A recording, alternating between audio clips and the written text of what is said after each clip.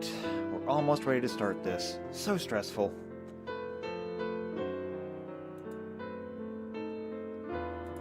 We've almost got this.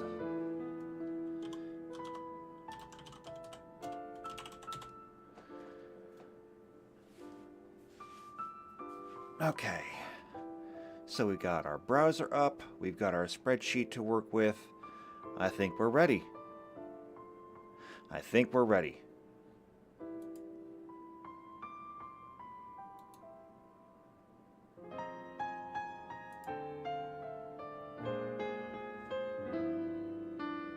Yep, looks good. All right, here we go. Starting soon is going away. Now, and we are started. So, hello, Shadowcat back, and today we are working on a brand new module. Yes, we are. And I think that I am going to go ahead and turn down the background music a little bit. Just a little bit. And I can see that Blizzard is in the chat. And she's already guessing the background music. Final Fantasy or Miyazaki. It is actually Final Fantasy. So, good call there. Although, I'll be honest, I'm not sure which song it is. But this is just kind of, you know, Final Fantasy background music for studying, something like that. So, good call on that one. I still think it's a little on the loud side, though. So we're going to have to turn that down just a bit.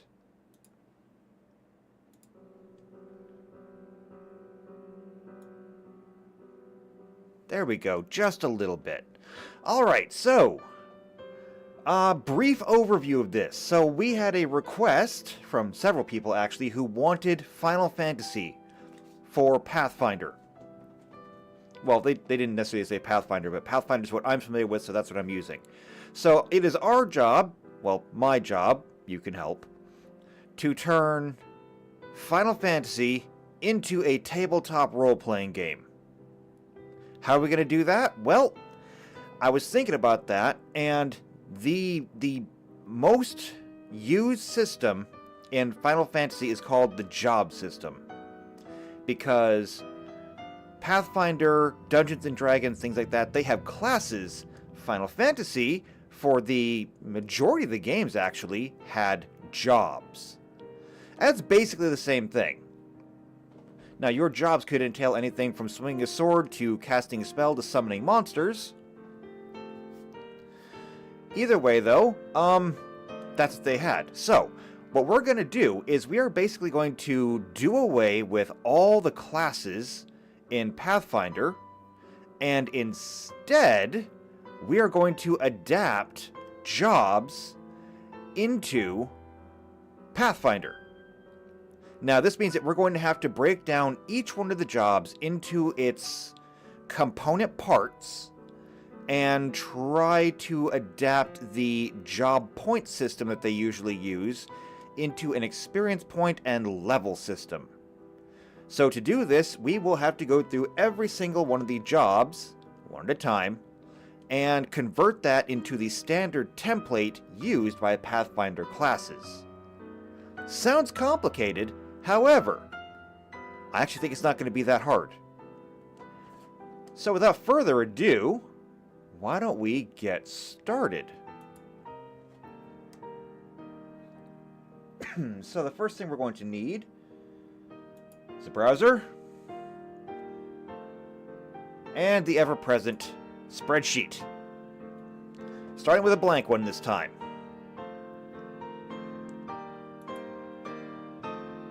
When we look at this, first thing we have to do is give ourselves a title. So this is going to be the Final Fantasy Job Class System. We're just going to take this and we're going to stretch it across. Maybe not that far. Maybe that far. And we'll go ahead, we'll fill it into black, just so it's a nice header. Center that, and there we go. So first off, let's take a look at goals. So for goals, we need to make a class for every job. After that, because Final Fantasy has a very, very specific type of magic system, we are going to have to convert spell to Pathfinder. And that's going to be a little bit more tricky just because there's pretty much there's a limited number of spells in Final Fantasy. Even if you take them at the 4 levels, which is you would have Fire, Fyra, Firaga, and Firaja. And Firaja is kind of iffy, but since we have 20 levels to go through, dividing things by 4 is going to be kind of nice. So we'll go with the 4 stages of magic. So we'll have to convert that into something that we can use. After that, we need to do very specifically summons. Because there's going to be a lot of summons in the game, we have to be able to use them. We'll have to develop special rules for them. And yeah, I'm not sure exactly how that's going to work out, but we're going to figure it out. I'm actually looking forward to that part the most, just because my favorite class to play was a summoner. So I've definitely got some ideas for that. Particularly when it comes into their big attacks. Whether that be, overdrives or whatever you want to call it. We'll figure that out when we get there. And JP is in the chat. Hello, JP. Good to have you here. This one is, unironically, for you. Because you asked for it. So, we're doing it. Alright, so, we need classes for every job, we need spells, we need summons. I don't think there's much else that we need for this, though. When it comes to equipment, we can use the standard Pathfinder rules for equipment. There's no reason why we can't use the same armor, the same weapons, the same tools. All of that should be good. And so I'm inclined to just let that ride. So this is about all we have to really do. Now, even though that's only 3 things, as we learned with the Wheel of Time module, first off, that's probably going to grow later on. And secondly, that is a lot of work to do for each one of those. Because if we're going to do this, we may as well get started working on jobs. And if we're going to start working on jobs, let's establish what jobs we are working on. Now, as I pointed out, the job class system is not new. It is one of the most common systems used in Final Fantasy. And that's why I have this up here. So, if I can just go ahead and bring this down a little bit, let's take a look. So, we've got the job system here. And the reason why I'm going with the job system is this. The job system gave us pretty much every single class that we have in the game. And when we look at other games, such as, say, Final Fantasy VII. I don't know about 6, because I didn't play 6, but Final Fantasy VII. You have a cast of characters, very specific characters, with very specific abilities. But they are all essentially the same thing as jobs. It's just that they can't change their jobs. Cloud, of course, is some kind of knight, or squire, or something like that. He's probably either a knight or a samurai, one or the other. Tifa would be a monk. She punches things. Barrett would be a ranger. Sure, he's not using a bow, he's got a gun arm, but he's still a ranger.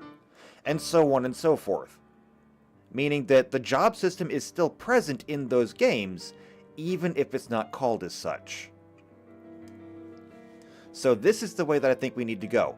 The question becomes then, which job system are we using? Because as you can see, there's a lot of them. There's an awful lot of them. And I would like to use the most complex, complicated one for our game because, while complicated may have its steeper learning curve, complexity adds choice. And choice is important. Everybody wants to have choices. Choices breeds diversity. And I want to have a very diverse party. This is actual diversity. I want everyone to have different strengths and weaknesses. So when we look at this, we look at the original Final Fantasy. Now, the original Final Fantasy, being that it was on the NES, wasn't exactly complicated, but it did have some stuff. So, at the beginning, you had Warrior, Thief, Monk, Red Mage, White Mage, or Black Mage. Now, what's the difference? I don't actually know. What even is a Red Mage? I know what a Red Mage is in Dungeons & Dragons, but not this. Yeah, Blizz says all the choices. Yes, you should have all the choices. I want you to have all the choices. Okay, so the Red Mage or Red Wizard was able to utilize a range of equipment and magic to function as both fighters and spellcasters, but it comes at the cost of poor stats and the inability to utilize the top-tier equipment and spells for those jobs. Okay, so they're basically a fighter-mage combo. Gotcha. Okay, that's fine. So, we'll have Red Mages, but they may kind of get eliminated along the way. JP says, can we be Chocobos? The answer to that is no. You are not allowed to be Chocobos. However, since you mentioned it, races? There's not too many races in Final Fantasy to choose from, but we can look into it. I do remember that in Final Fantasy 12, they introduced, what do they call the bunny people? I don't remember what they call. Oh wait, Viera. That's it. They called them Viera. So I know they introduced them there, and I haven't played the MMO. What is it? Final Fantasy 14? 15? I think it's 14. Anyway, I haven't played it, but as I understand it, there are several races in there too, so we can look at that. I'm not opposed to making other races, but Chocobo is not going to be one of them. They're just birds. I mean, I'm sorry. If you want to be a Chocobo, I guess that's fine. I feel like you're going to have a boring game, though, because you're just a bird. I mean, I guess you could be a level 100 bird, sure. I just feel like it's going to be a boring game for you. Alright, so anyway, starter jobs, you have those, and then they have 6 advanced jobs, which is fine. So, okay, you start off as mage, you grow up to be wizard, warrior becomes knight, thief becomes ninja, monk becomes master.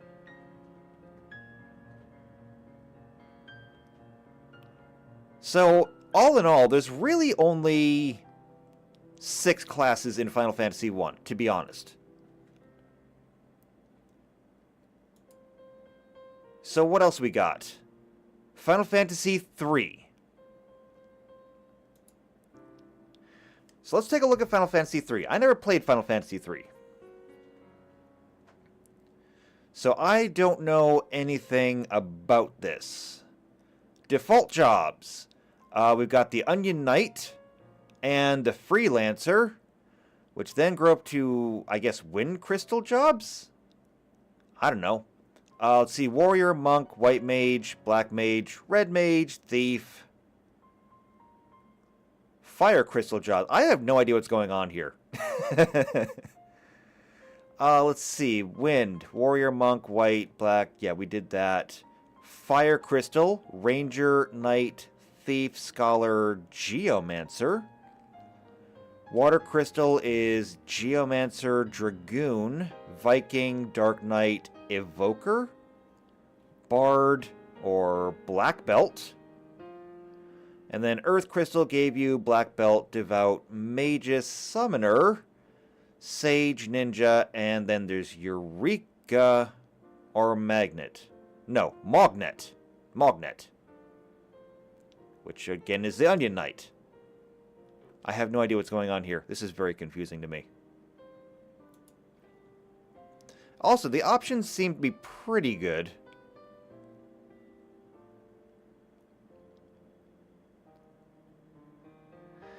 JP says, I'd have a radio always playing Have You Heard the Words strapped to my chocobo's back. You know, my own theme music. I feel like that'd be a good way to get yourself killed very early on. And not just because, like, all stealth is now out the window. As soon as the enemies see that coming, as soon as they hear that coming, they're just going to see red and go straight for your chocobo.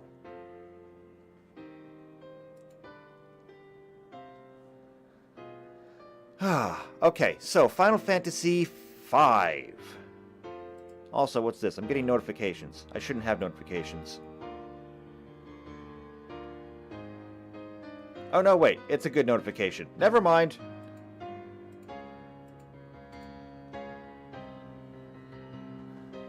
Okay, so Final Fantasy jobs. Again with the crystal stuff.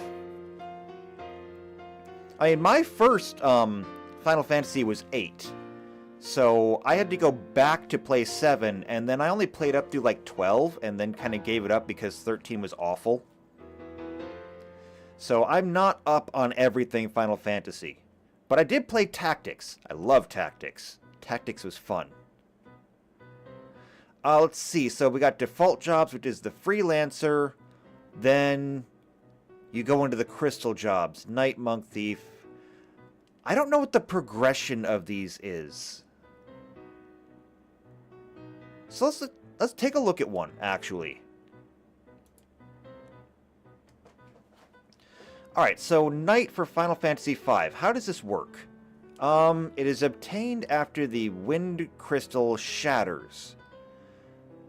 As the first available heavy armor job, it focuses on dealing damage. Okay, so it appears when the Wind Crystal shatters? Well, that doesn't sound very useful to us. We need you to have a way to progress in it on your own, not be reliant on some crystal. Okay, so that's out. Then there is Final Fantasy X-2, which is the Dress Sphere system. I am not using the Dress Sphere system. Because while parts of it were really good, parts of it were also really, really bad. So no, we're not doing that. Mostly, I just hated the overdrive system in 10-2. I liked the dress spheres. I liked the ability to, you know, kind of change. But every character got these really awesome overdrive abilities, but you had to jump between every single point on your sphere grid to use it. And it's just wasting turns so you can get this thing out. And it's like, no, that's dumb. Either let me use it or don't let me use it. Final Fantasy XI. That was the very first MMO, the one that kinda never really took off as far as I can tell. Mostly because it was like it was one of the first MMOs ever on consoles, and it was just, it was too ahead of its time. And so it never really flourished. Basic jobs though: warrior, monk, white mage, black mage, red mage. Wow, lots of people got love for the red mage. Thief. Or we have advanced jobs: paladin, dark knight, beastmaster, bard, ranger, samurai. Pretty much all the stuff that we've come to know. Corsairs, puppet masters. I think they became mime later on, but maybe not. Dancer, scholar, geomancer, rune fencer? Huh. Interesting. We might be able to use some of this. So, like, are there level requirements for this? Because we might be able to integrate some of that. Right now, we're just kind of shopping around. We're seeing what things are available that we can use. So paladins, otherwise known as just knights. Becoming a paladin. The quest to become a paladin begins here. This is the only quest for an advanced job that has prerequisites besides a level requirement and a quest. They must first complete 2 Squire's tests before they can be eligible for the Knight's test.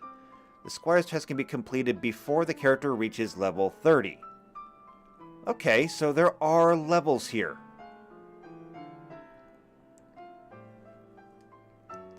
JP says, will we play Blitzball? I like the Blitzball attacks. What job was that? I was not going to put in Blitzball. Blitzball would be difficult to put in. Specifically because Blitzball is played in a 3-dimensional environment, and we don't have that. Now, that isn't to say that we could not put in something kind of similar. Maybe? I would be inclined to allow it, because the idea of playing a sports game in Pathfinder is intriguing. I'll give you that one. And I would love to sit down and write the rules up for it. Well, okay, I'm not sitting, but I would love to write the rules up for it regardless. But yeah, I don't know. As far as what job is that? That would be a ranger. Yeah, that's a ranger. If you're thinking of Waka, he was the ranger of the party. Titus was the knight. Oron was the samurai. Lulu, of course, was the black mage. Yuna was the summoner. Kimari was a dragoon or lancer. And Waka is a ranger.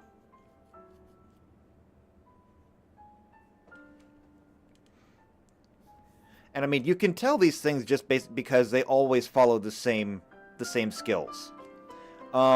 Titus is a warrior or a knight. His big focus is just on doing damage. I mean, he's quick enough to do damage. In fact, he might just be like a regular squire or warrior, just because his damage is high, his defense is kinda medium-ish. His speed is good. Oren, however, is a samurai because his speed is usually... Well, let's be honest, it's usually pretty poor, but he hits like a truck. And that was always the point of the samurai job, is that you wanted to kill something in essentially one shot. So they usually didn't move terribly fast, but they hit really hard. All dragoons carry spears, and they usually have the jump ability, which is what Kimari had. Of course, when it comes to magic, we don't need to discuss that, we get it. Oh, and I forgot Riku. Riku's obviously a thief. And she's a thief because she has the throw ability. So she's a thief or she's a ninja. Take your pick. I don't think I'm missing anyone else from Final Fantasy X. I don't think so.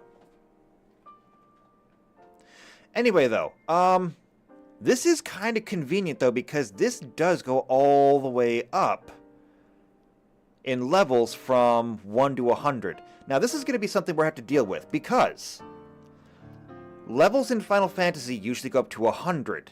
Levels in Pathfinder go up to level 20. This is actually going to be pretty simple, because what I think I'll do is if we can get lists like this, we'll just take a group of 5 levels and just cram everything from those 5 levels into one Pathfinder level. Now here, that doesn't seem to be really important, because everything is pretty well spaced out. There's nothing here that is less than 5 levels. However, I'm not necessarily going to use this. So let's not get too deep into it. But this is interesting to know. This aside, Final Fantasy 12 has the license board. Stop moving on me. The license board I am kind of familiar with. I only played through Final Fantasy 12 once. But the license board was kind of interesting. It essentially let you just learn anything you wanted, though, and you could build your own job. So, while it was interesting, it's maybe not too useful. Final Fantasy 13 has paradigms, but again, this is very similar to the dress spheres. You would just pick what you wanted to be. The difference with paradigms is that you could not... I don't think you could change it in battle. Maybe you could change it in battle. Or no, wait, that's right, you could change it in battle, but you would change the entire party at once in battle. And here we go. Final Fantasy XIV has disciplines. Right, this is the MMO.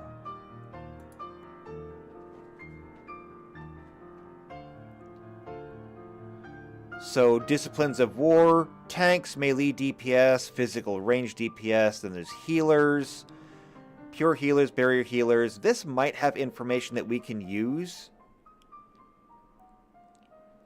Let's see. So, tanks. There's Gladiator, Paladin, Marauder, Warrior, Dark Knight, Gunbreaker. Melee DPS, Pugilist, Monk, Lancer, Dragoon, Rogue, Ninja, Samurai, Reaper. Wow, they got a lot of new ones in here. Archer, Bard, Machinist? Cool. Dancer. Then there's Magic, where we've got Conjurers, White Mage, Astrologian, Scholars, Sages, Thaumaturge, Black Mage, Arcanist, Summoner, Red Mage, Blue Mage. Blue Mage? That's... Oh no, wait. Blue Mages, that's right. They tend to learn monster abilities.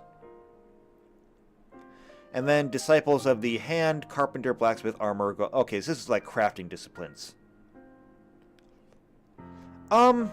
There's a lot there for us to use. I don't know how much we will take away from it.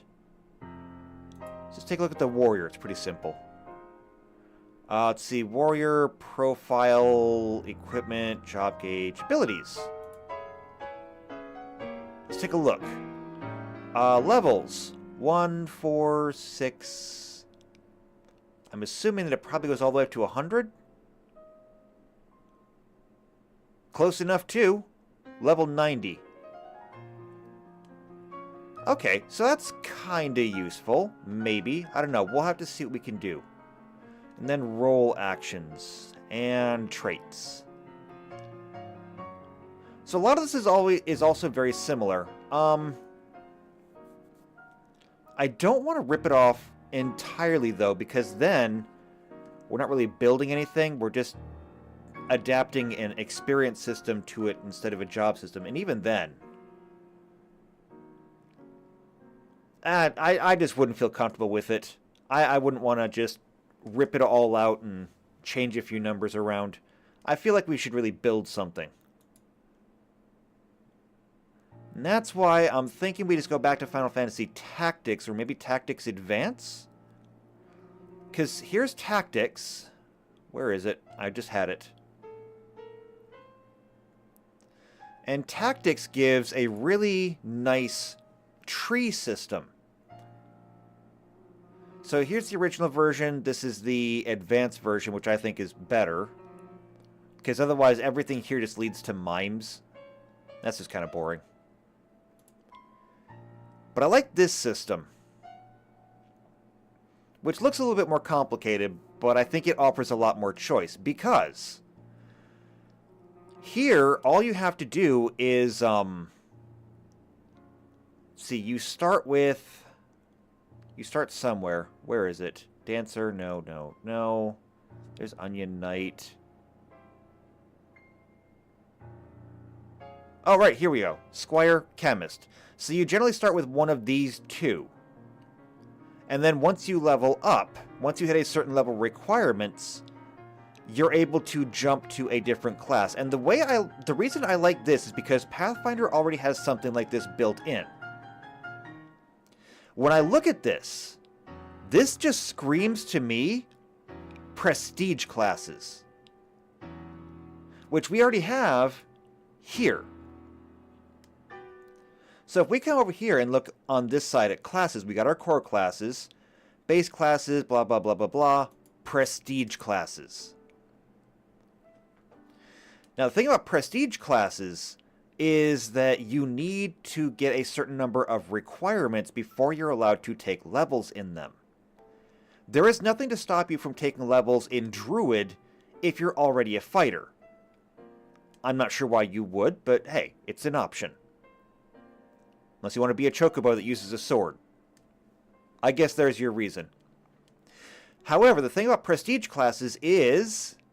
where's a good one? Here we go. Arcane Archer. That's a good one. Being a prestige class, you need to have certain things. So, requirements. You have to have a base attack bonus of a +6 by default. That means that if you have a martial class like a fighter, we're talking a minimum of level 6, I think. Yeah, minimum of level 6. However, you also have to have the feats. Point blank shot, precise shot, weapon focus, longbow, or shortbow. And that's not hard either. But here's where it gets a little bit more complicated. You also have the ability to cast level 1 arcane spells. So that means that you're going to need to have like 6 levels of fighter and at least 1 level of wizard. And if you've got all of that, then the next time you level up, then you can take a level in Arcane Archer, which has its own set of upgrades to it. So at the first level of Arcane Archer, you get to enhance your arrows. At the second level, you get to imbue arrows, and so on and so forth. So that's all very nice and very easy to work with. Similarly, when we look at the job system over here, you start off as a squire, and I think it's after you hit level 3 that you are allowed to go from being a squire to a knight. Or, I guess, an archer. Either way. As a matter of fact, can I blow this up a little bit? Yes, I can. So it actually shows it right here. So once you got a squire, you get 2 levels of squire. You're eligible for a knight. Then, once you've got 3 levels of knight, you can become a monk. Or, if you get 4 levels of knight, you can become a samurai. Similarly, if you took the other route, you got 2 levels of squire, you went to become an archer. 3 levels of archer lets you become a thief. 4 levels of thief lets you become a dragoon. And 2 more levels of dragoon lets you become a samurai. Now, this is how it works in here, and generally speaking, many of these have skills that will carry over.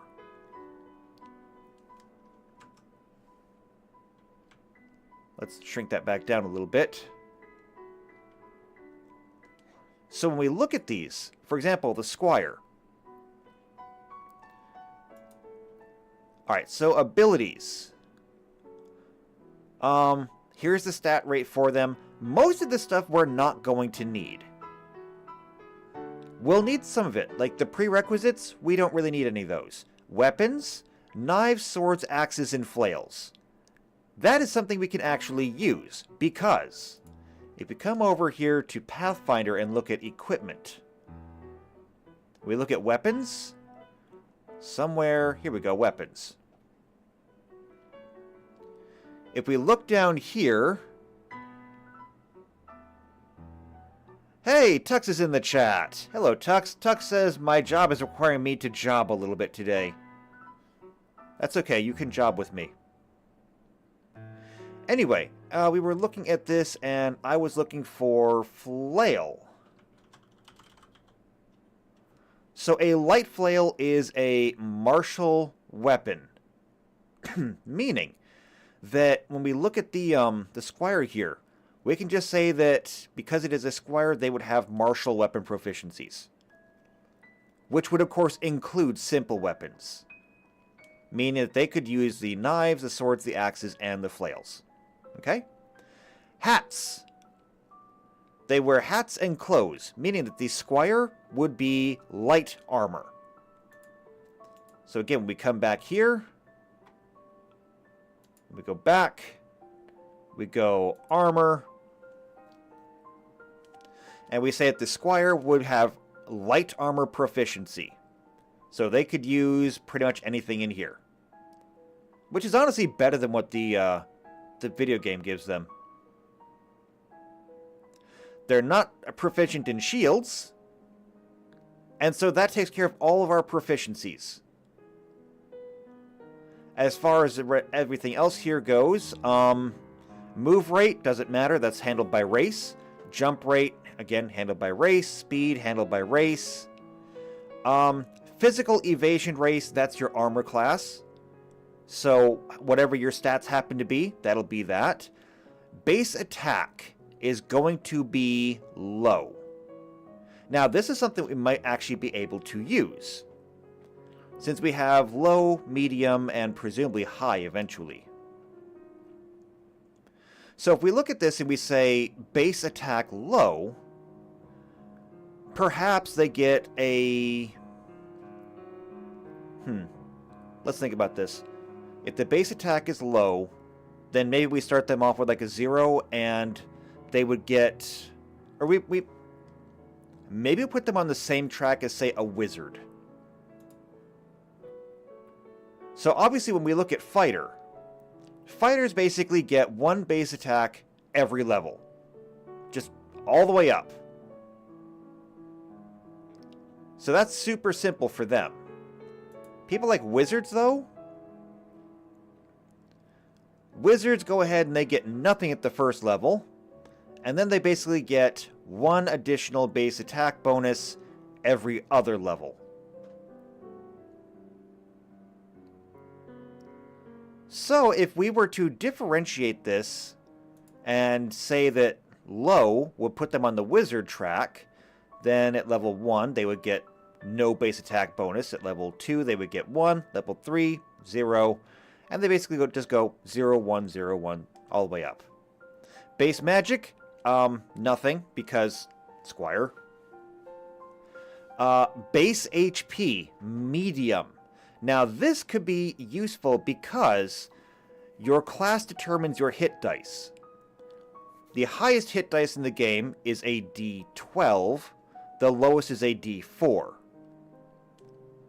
And so if we look at that, D4 to D12 is it's a spread of 8. And that doesn't really divide well by 3, which I think we might need. But if we made our lowest a D6... Well, no, that doesn't really work well either. Okay, we'll hold on to that. And base MP, that'll be part of the magic system. We'll get to MP later on. So why don't we take a look at something else then? So if that is the squire, what about the knight? So the knight has the prerequisite of level 2 squire, meaning that you would need to have 2 levels in squire. Their weapons are swords and knight swords. Obviously Pathfinder is not going to have that kind of distinction. Instead, we just say that they are medium or martial weapon proficient. Helmets. They're allowed to have helmets. And would that make them medium armor or heavy armor?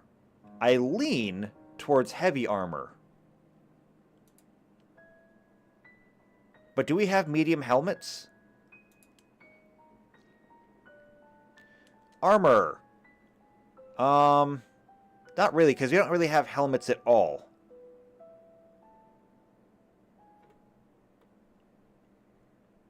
I mean, we really don't. Let's see. Armor.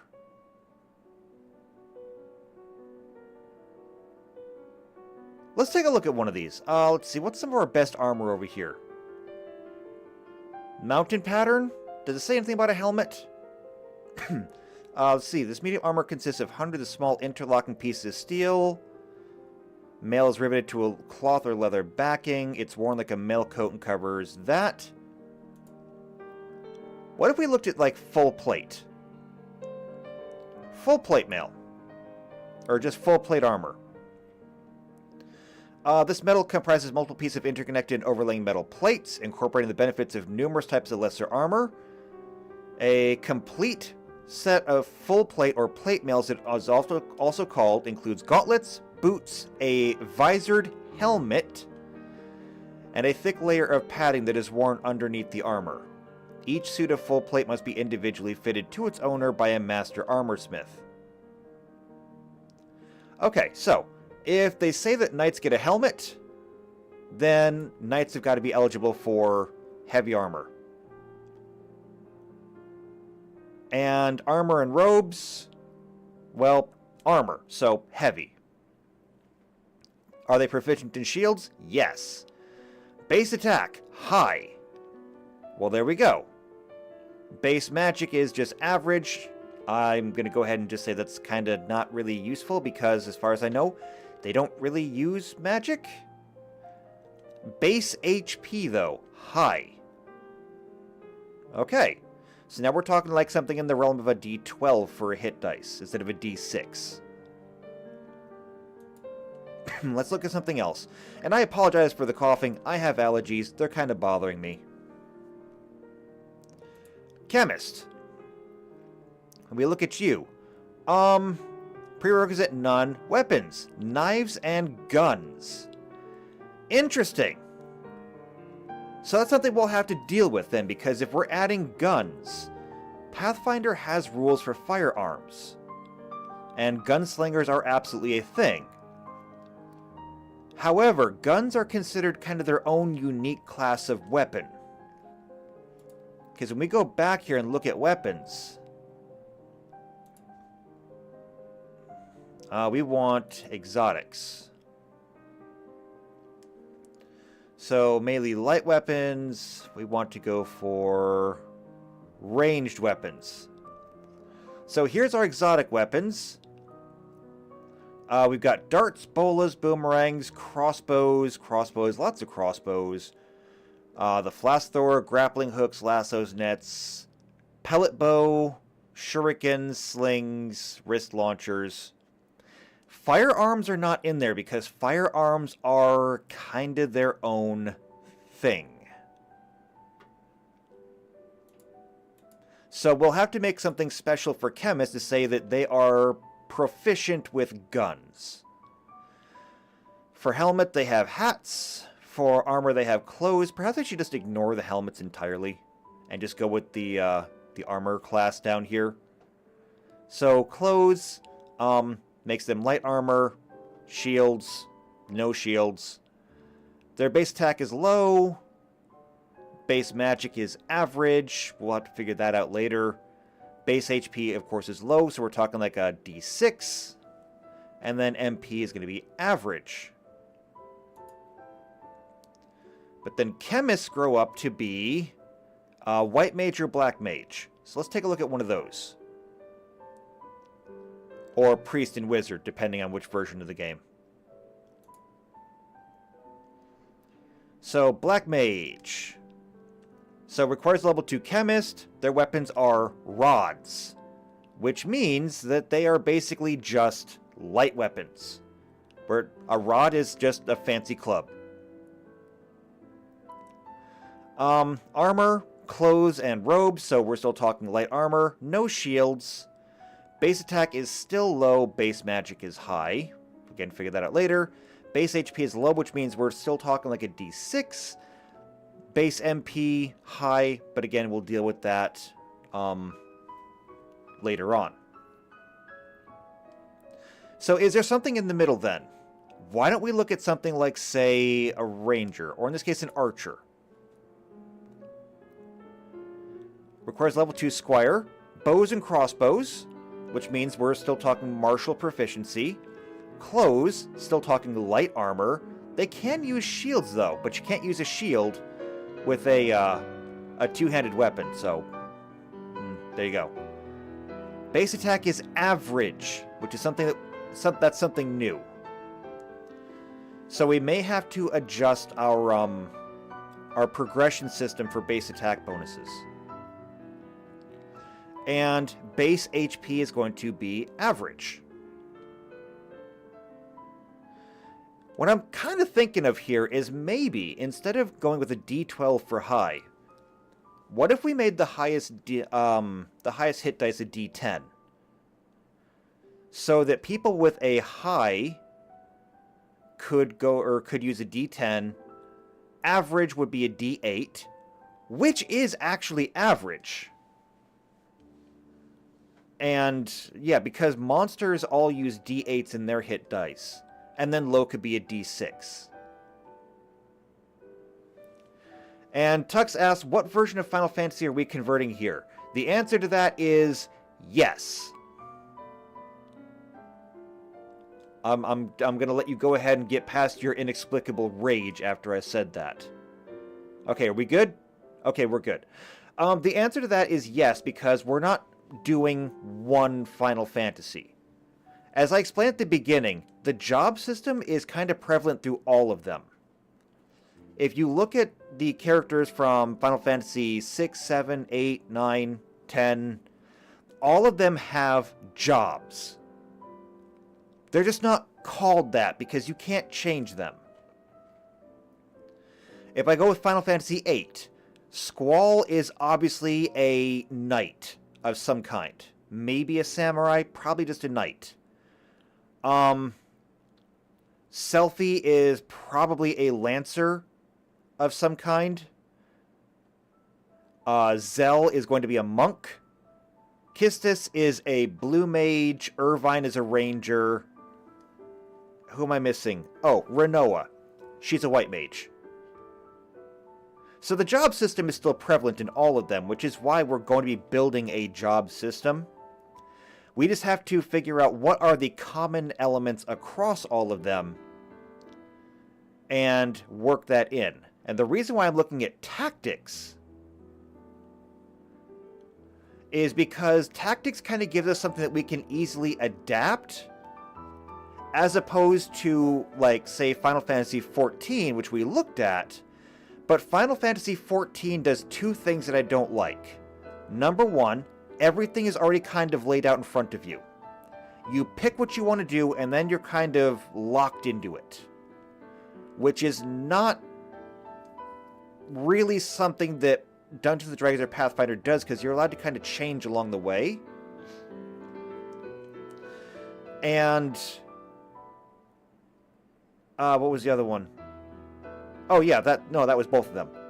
The fact that it was already done, and the fact that it kind of locks you into that one thing.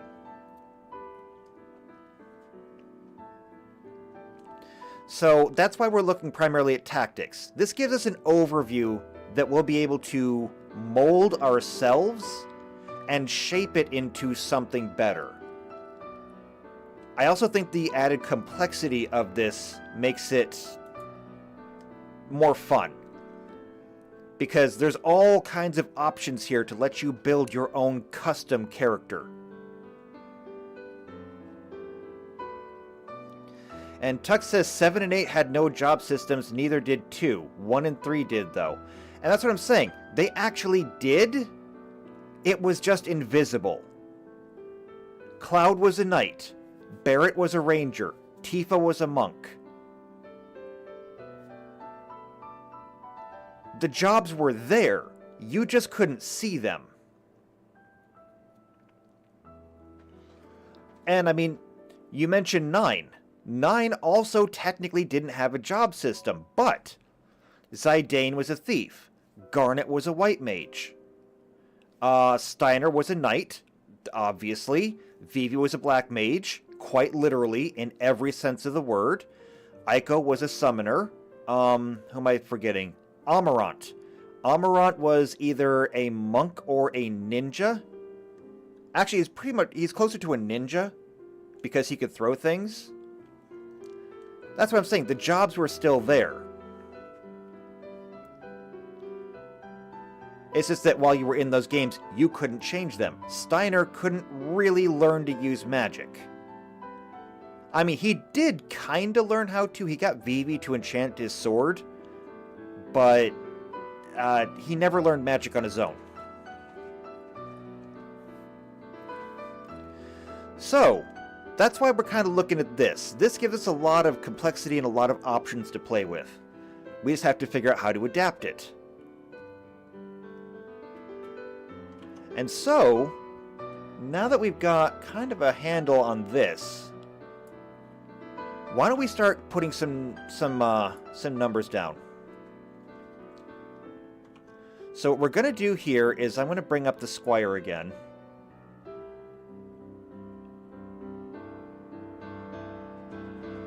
And I want to say, okay, so weapons are very easy. I'm going to go ahead and I'm going to merge those. Go ahead and center them. In fact, I'm going to go ahead and take the entire thing here. Center everything. Let me go ahead and copy this down. And then I'm going to put a box around this, just so we kind of keep this separate.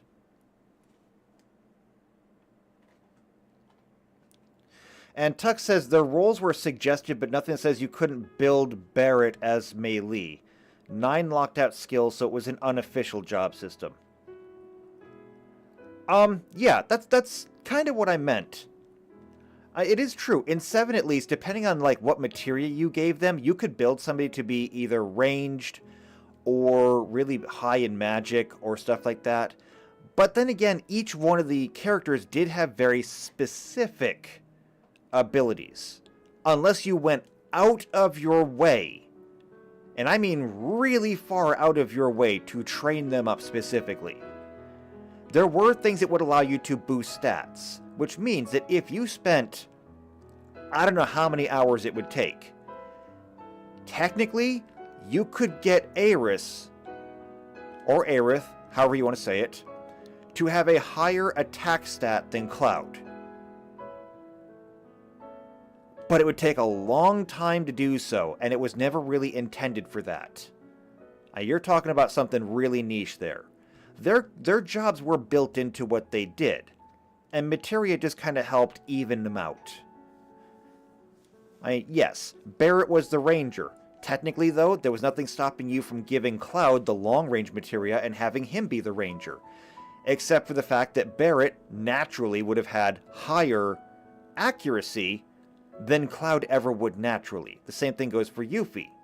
Yuffie would always have higher accuracy than Cloud. Unless you specifically trained Cloud to do that.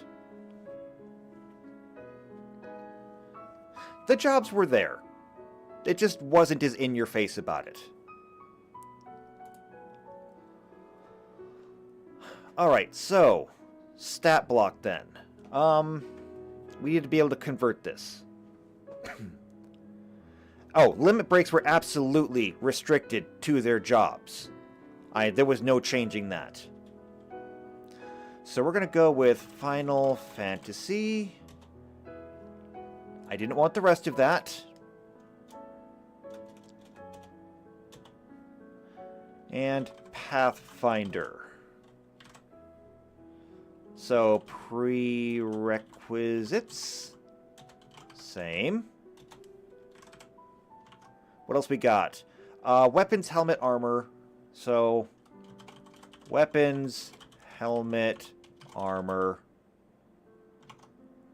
Let's see. Shields.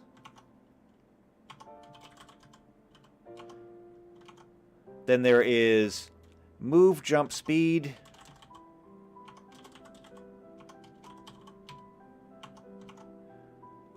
Let's see. Move, jump, speed, physical evasion, base attack.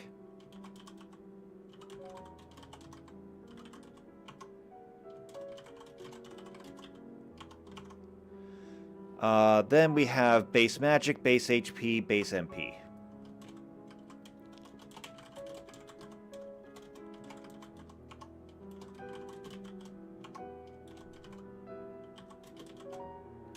Alright, so those are the stats that are given to us in tactics.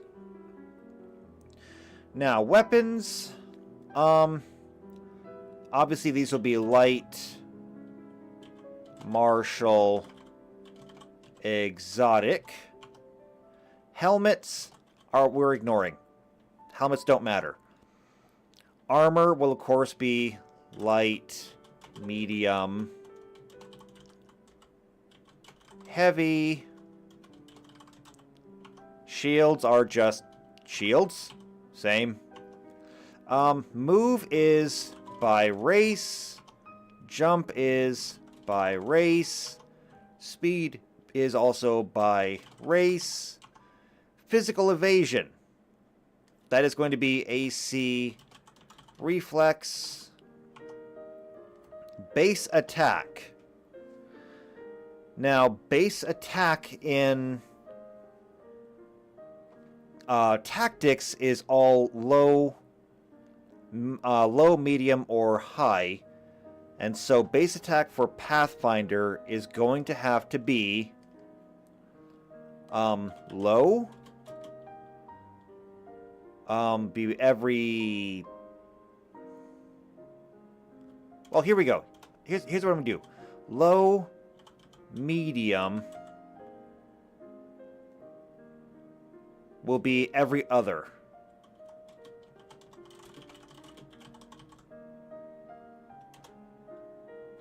And then, get back here. High, every level.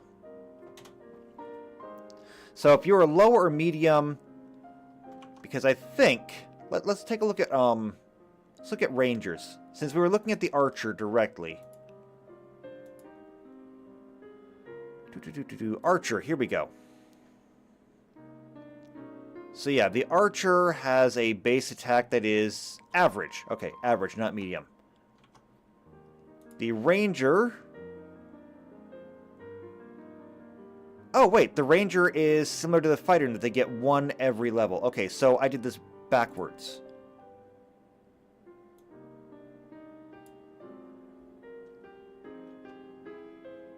So low will be every other level, and then average or high will get one every level.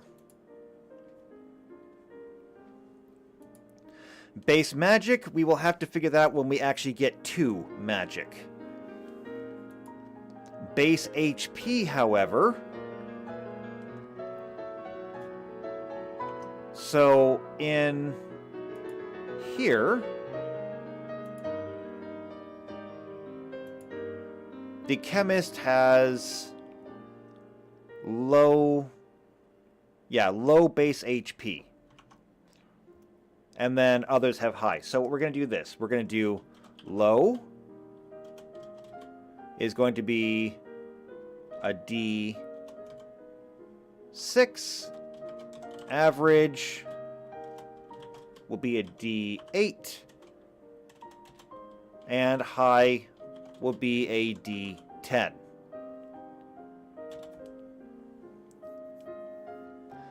And then, of course, we will work on the base MP when we get to the magic part.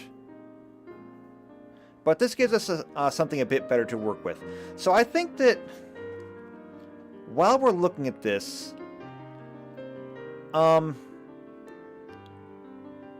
we should look at just building one. So I think what we're going to do is this. Here's what we're going to do. I'm going to go back and I'm going to look at the Ranger. Okay? Mostly because we need to copy this. So here's what we're going to do. We're going to look at this and we're going to say, what are the things that we need? So roll, alignment, hit die. And we're going to go with, and we're just going to say Squire. So roll, alignment, hit die.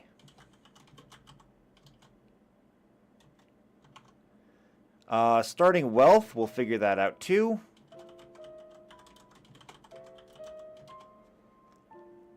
Although, given that you are a squire, I'm going to assume that your starting wealth is basically going to be poverty.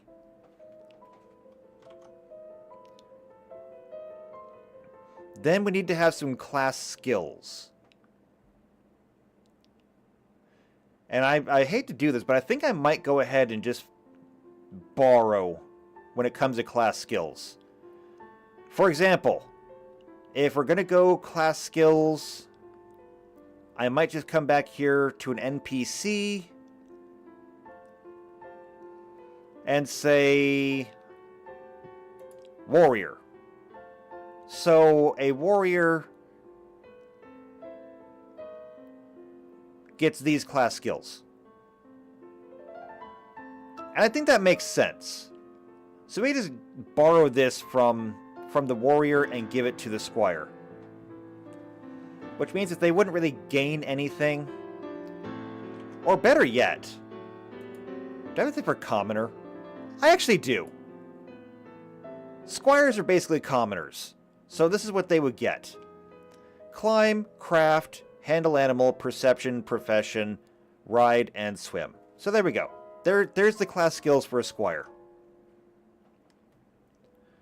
So class skills. And then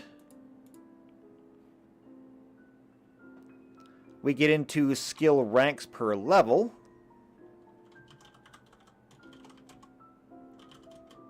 Skill ranks per level.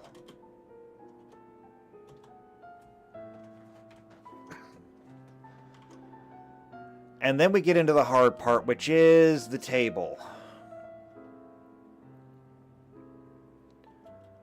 Now, this is going to be kinda hard, but at the same time, it shouldn't actually be too bad. And so what we'll do is this. What we're going to do is this. We're going to copy this thing point for point. We're going to say level, base attack bonus. We're just going to abbreviate that. Fort reflex and will.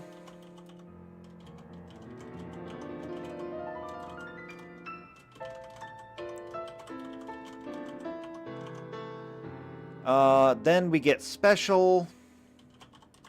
And we don't need spells per day because it doesn't work like that. And then we'll go 1, 2, 3.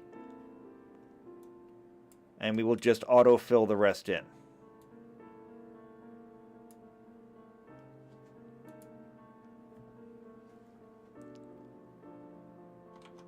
So now let's go back and take a look at our squire. And we're going to have to do this for every single one of them. Isn't this going to be fun? Alright, so prerequisites, none. Weapons. Knives, swords, axes, we already agreed that they are martial. And that's one of the things that is not on here. So, weapon proficiency, armor proficiency.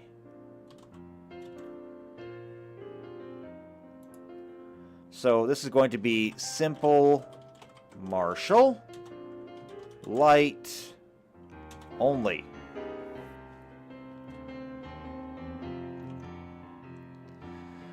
They are proficient with clothes, so that's light armor, we did that, no shields. Okay, move by rate, everything else. Base attack is low. And so that is going to be 0. No, hold on. 1, 1, 2, 2, 3, 3, 4, 4. Ooh, and I bet I need to format this real quick. Otherwise, this is going to be bad. Format. Yeah. Format this as text. Because this should go 5, 1, 5, 1, 6, 2, 6-2, 7-3, 7-3,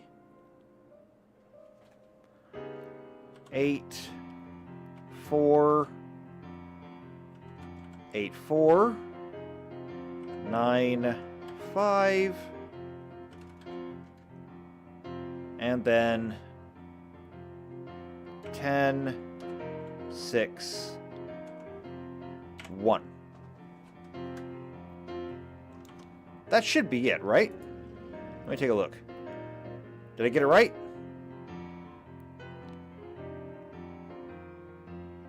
I did not get it right. Where did I mess it up?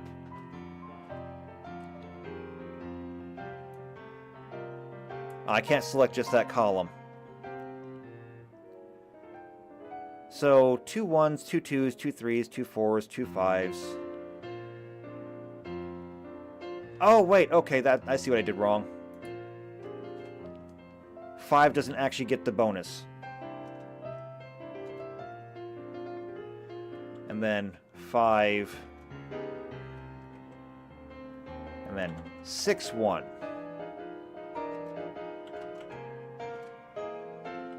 7-2.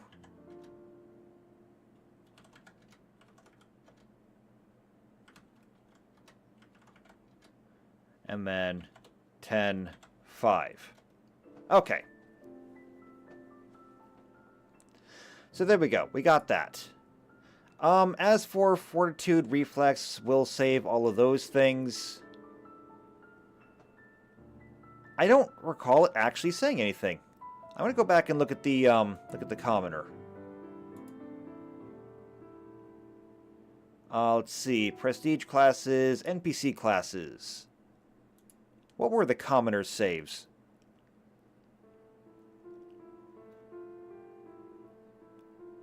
I probably should have just copy and pasted this thing, actually. I'm going to do that.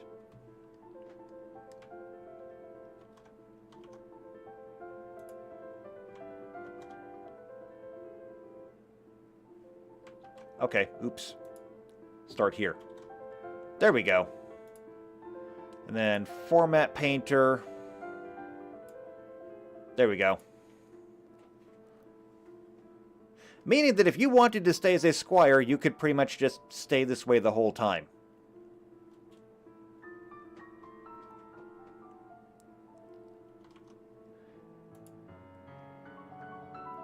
And in fact, you might need to if you wanted to get everything, but let's figure out how we're going to do that, because... where is everything that they get? I think this is it. So we're going to say... let's see, Squire's job... Fundaments is a Squire's job. Okay, so this is their abilities. They get Focus, Rush, Stone, which is just throw stone. Salve, which is a quick heal. Rend Helm, which is a head break. Seems like a sundering attack. Or Rend Armor, a technique that destroys an item equipped in the target's body, success rate. Okay, so we'll have to work on that. So let's start writing some of this stuff down. We're going to put it right here for the moment. Focus, Rush, Stone.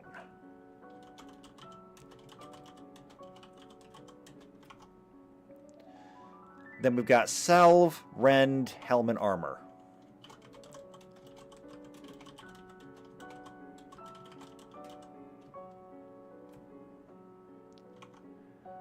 Now, Metal is specific to the main character, so we can ignore this. Then there's reaction abilities. Counter Tackle.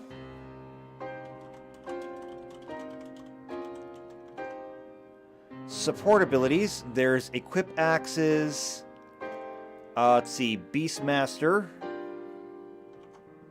So, Equip Axe, Beastmaster, Defend, and JP Boost.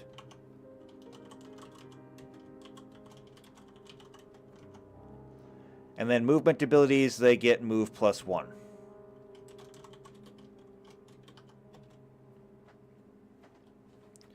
Alright, now, we can't use all of this. For example, JP boost. This increases the amount of JP earned in a battle. This is really not useful for us. So it's got to go. Similarly, defend. Defend is a combat action that you can take any time.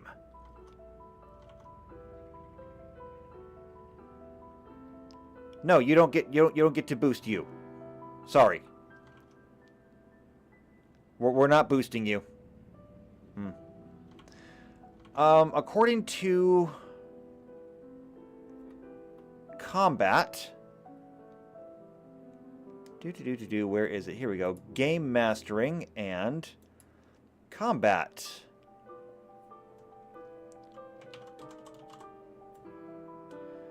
You have the ability to defend whenever you want. So, total defense. You can defend yourself as a standard action. You get a +4 dodge bonus to your AC for 1 round. Your AC improves at the start of this action. You cannot combine total defense with fighting defensively or with the benefit from combat expertise. You cannot make attacks of opportunity while using total defense. But you don't need to gain this ability, you already have it. So defend is out. Similarly, equip axe. Now, in tactics, this means that you can equip axes regardless of your job. Now, in Pathfinder, that's going to work a little bit differently because you are accumulating all of these skills, which means that if you take levels as a squire, you don't just forget how to use an axe if you become a chemist. So equip axe is also out. Now, what about the rest of these? Move +1. Now, move +1 is interesting because it's just going to give you 1 additional square of movement, which is fine. That's great and all. If we take a look at the movement over here, they have a move rate of 4. Now, things are not measured like that necessarily in Pathfinder, because everything is measured in feet, and every square is 5 feet. So we would say that a character has a movement of, say, 30 feet. However they want, which is basically 6 squares. This is a movement of 4. So we can handle this in one of 2 ways. Okay? One of 2 ways. The first is that we can make this an equivalent of squares. And we can say that instead, squires have a, well, move rate is covered by race, but we can say that the base rate speed would then be 20. Which is really slow, and nobody wants that. Does the knight get any better?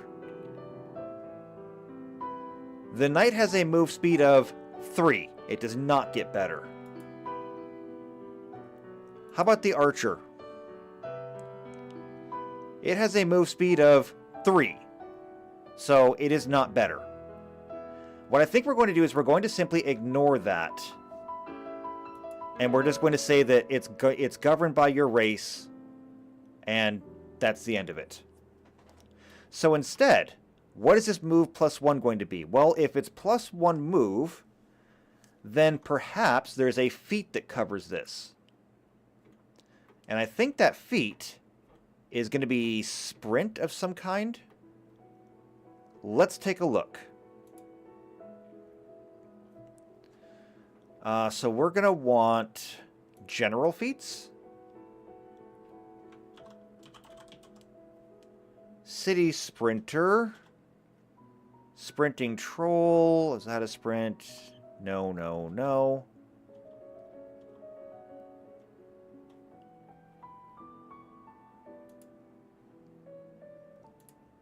It's not here, is it?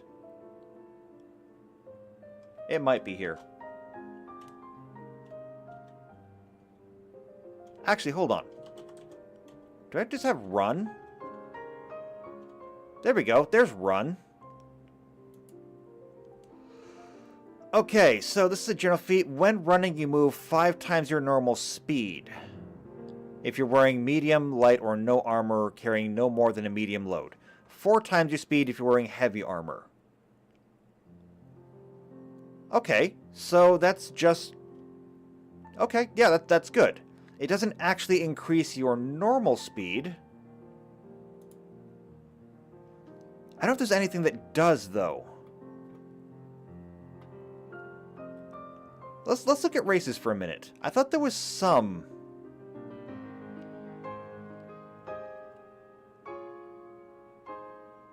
Like, hold on a second. Let me look at Catfolk, because I think Catfolk gets something similar to their climb speed.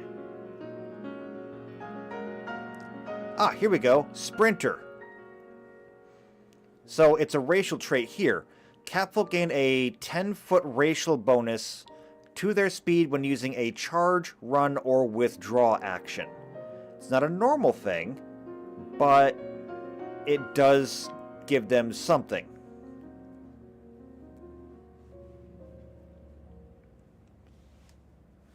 And I'm inclined to borrow that. I like it, actually. So instead of move +1, we're just going to say sprinter. Now, what else we got? Let's see, fundament. So focus. Increase physical attack power. So the amount is just +1 physical attack. Now, we don't have focus, but what we do have... What we do have, though, is if we go back to feats... let's see, Blood Hex. Here we go, combat feats. We go all the way down. Well, not all the way down, but P, PR, PO, power attack. Prerequisites, strength of 13, base attack bonus of +1. You can choose to take a -1 penalty on your attack roll and get a +2 on all melee damage rolls. So, free power attack? I think it sounds good. Now, the prerequisite for this would be a strength of 13 and a base attack bonus of 1. Which means that we could just slide that in as a level 2 bonus. So, power attack. Oh. And I need a drink real quick.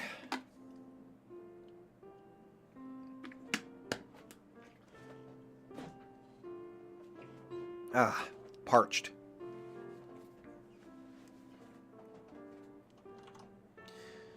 Alright, so that's power attack.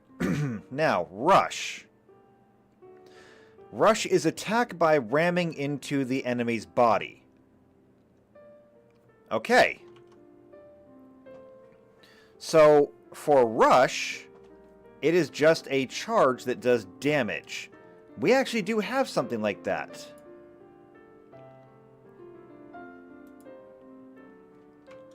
If we search for rush, shifter's rush, here we go, bladed brush, bristling bull rush, bull rush strike. Okay, so bull rush strike requires you to have improved bull rush, power attack, and a base attack bonus of 9.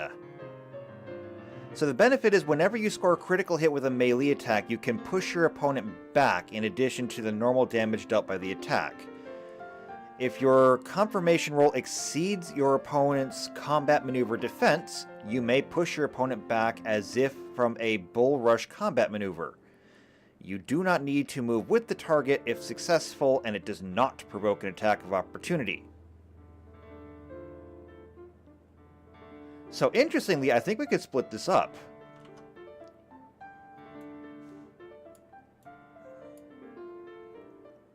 So what if we did, instead of just rush, we did improved bull rush, and then Bull Rush Strike. And we'll split these up and assign them under the special category wherever.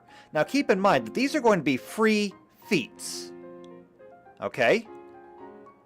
So at the first level you get to pick your own feat. And then every third level, that being 3, 6, 9, all the way up, you get to pick another feat.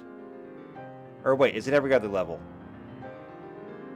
No, I actually think it's every other level for feats. So 1, 3, 5, 7, 9, all the way up to 19. You get to pick your own feats, in addition to what you're getting here.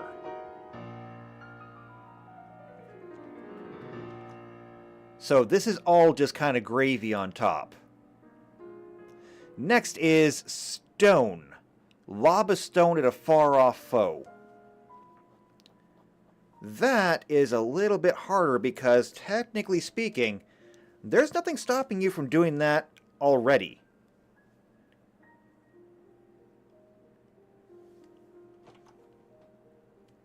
I mean, if you're outside and you want to reach down to the ground and pick up a rock and throw it at somebody, you can do that. You don't really need to ask for it. You need to ask me if you can find a stone. But as long as you can find one, go for it. Go nuts. It's not going to do a lot of damage, but if you get a critical hit, might knock somebody out. So what can we do here? Why don't we look at throw? Raging throw. Awesome throw. Binding throw. Close quarters thrower. Distance thrower. Enhanced key throw. Hammer throw. Improved hammer throw. Improved key throw. Key throw.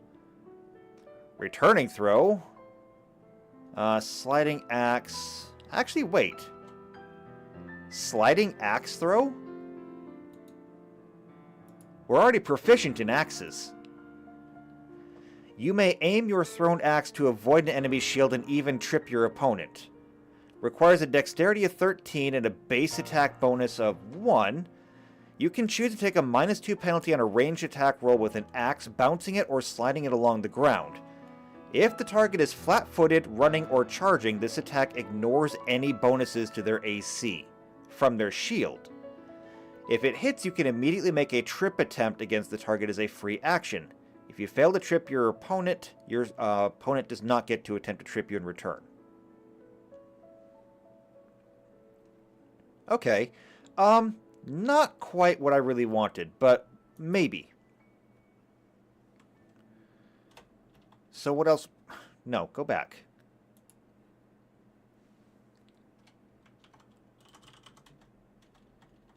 Where is it?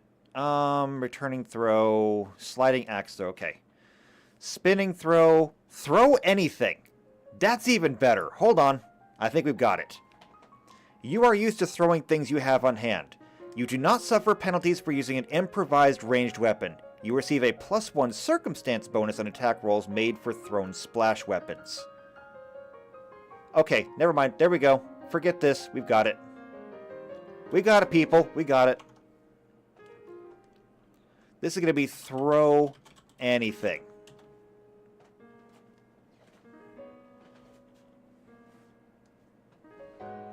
So anything that you have on you, anything that you pick up off the ground, chuck it. Next, salve. So remove several status ailments. This removes blind, silence, and poison. Now that one's going to be a bit more tricky, because that is not just healing.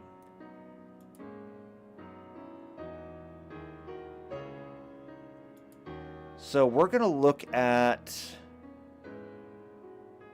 Alright, here's what we're going to do. I'm going to duplicate this, because we got to go look at poison.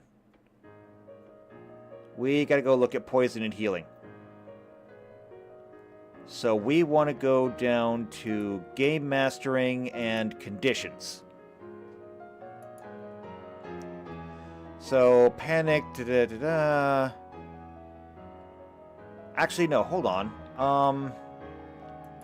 Blinded. So it says it cures blinded. Is there a way to... There's really no way to overcome this.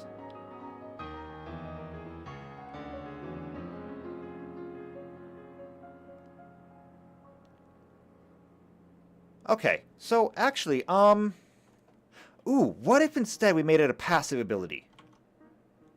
What if we made it a passive ability instead? Since this is a way to remove several status ailments, removes blind, silence, and poison. What if instead we made this a resistance? Since you generally would get a way to resist these things. What if instead we said +2 save versus blind? Now it says silence in here, but silence is not really a thing here. So instead we'll just say blinded, deafened, or poisoned.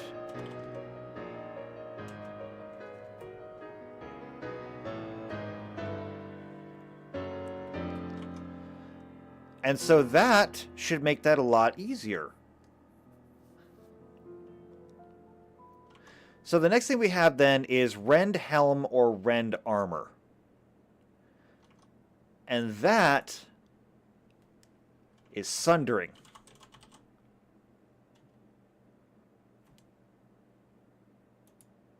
So you already have the ability to Sunder.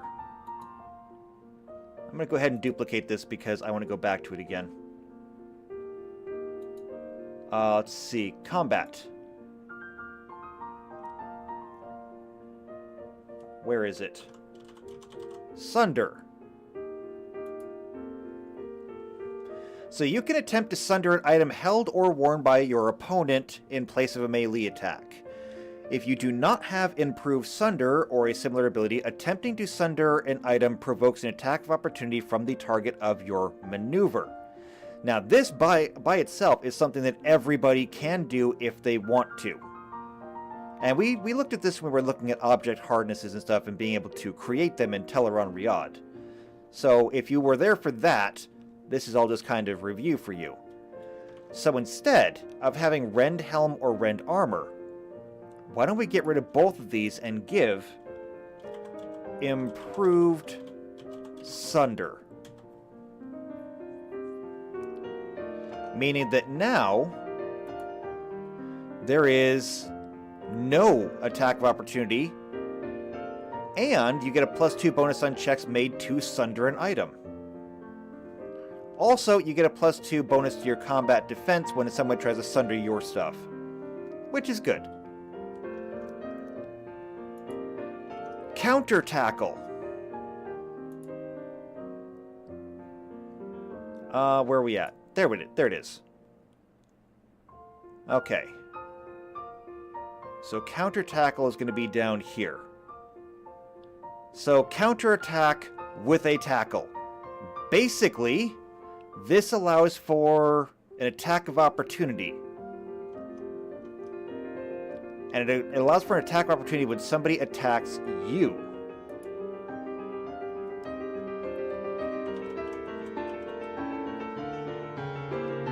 So, let's see. Paired Opportunist, Ruthless Opportunity, Target of Opportunity. That's a teamwork thing.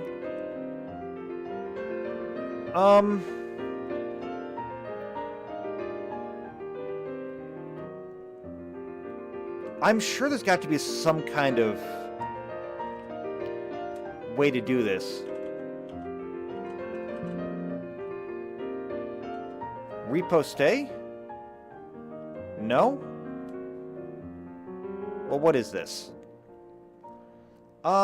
This is... Prerequisites Crane Style, Crane Wing Dodge, Improved Unarmed Strike. Okay, this is for monks.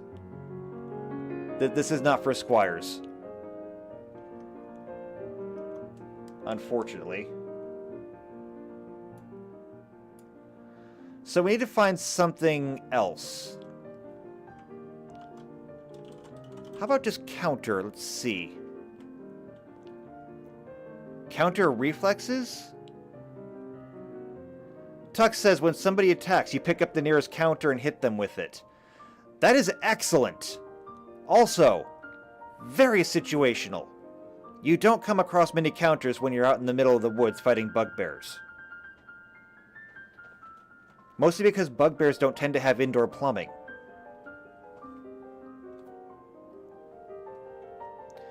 Let's see. Counterpunch. What is this?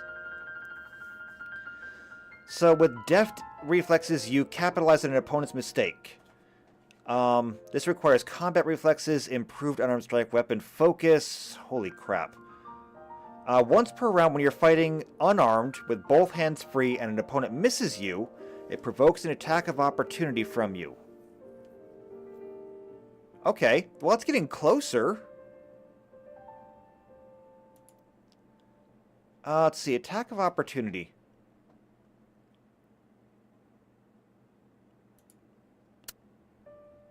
I wish I could find like every feat that involves attacks of opportunity, because that would be super convenient right about now. Actually, let me try something. Just borrow my phone here. Wait, it's my phone. Am I really borrowing it?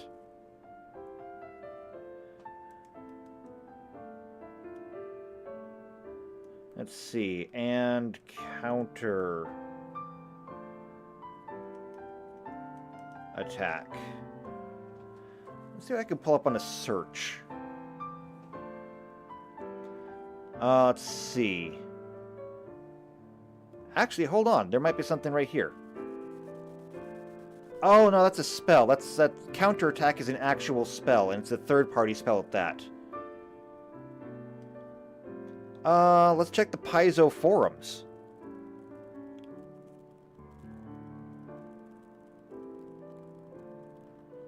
Let's see. I want to make somebody who counterattacks. What else could be used? A ready action is the most basic thing. Yeah, I mean, I hadn't thought about that. Ready actions are usually used for that. But we need something better.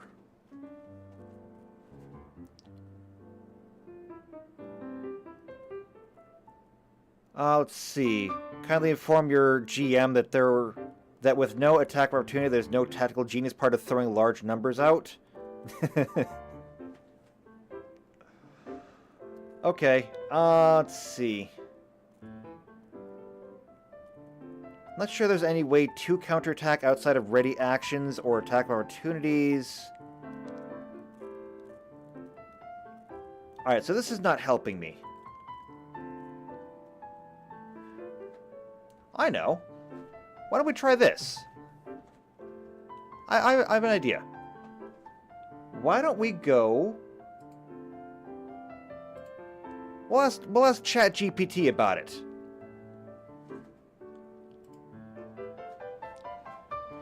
After all, it is a database. So let's take a look. Alright, so...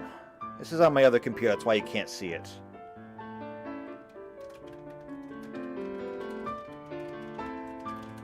So, hello Asus, I need help with Pathfinder.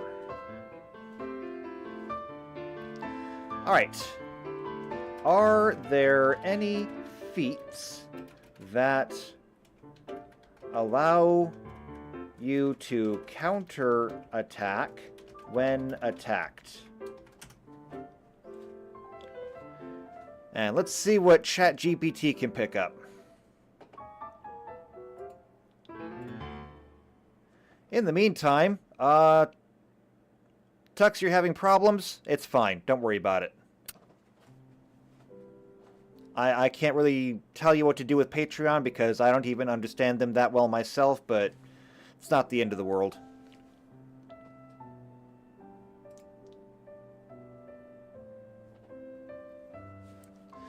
And apparently I'm making ChatGPT think really super hard because it's taking a long time to fill this out. Even the AI doesn't know what to do.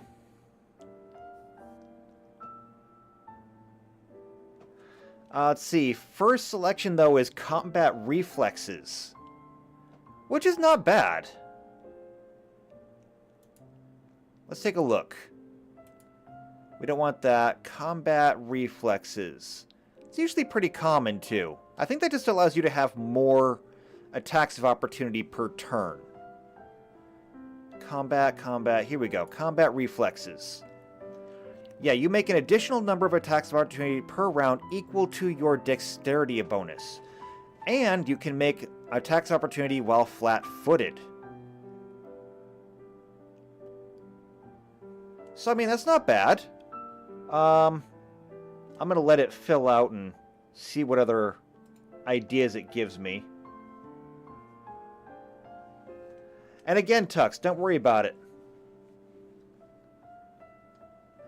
If it makes you feel better, you can just throw it in, like, the corner or somewhere else.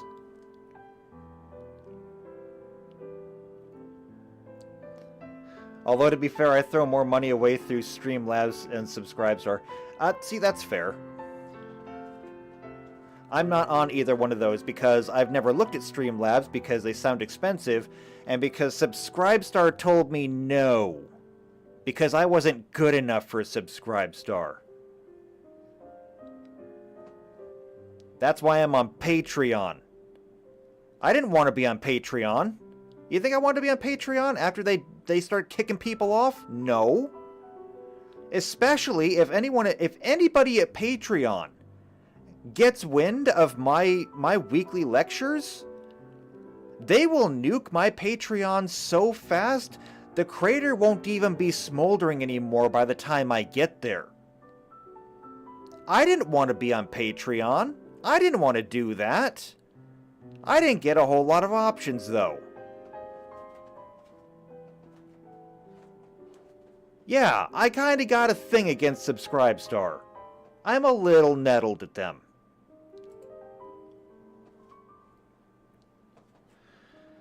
Okay, let's see, what else? Other things that can be used. Bodyguard. This feat allows you to attack of opportunity to protect an adjacent ally from attack. That's actually pretty good. Let's look at that. And ChatGPT is still trying to process this. I didn't realize this was going to be so hard for it. I kind of feel bad for it now. Let's see. Bodyguard. Your swift strikes ward off enemies attacking nearby allies. Now, seeing as how you are the squire, and a squire is usually just a servant for a knight, this kinda feels appropriate. Let's see. When an adjacent ally is attacked, you may use an attack of opportunity to attempt to aid another. To increase their AC. Right. You may not use aid another action to improve their attack roll with this attack. Actually, these are both good. Combat reflexes and bodyguard. Then there's In Harm's Way. It allows you to take damage in place of an adjacent ally who is attacked.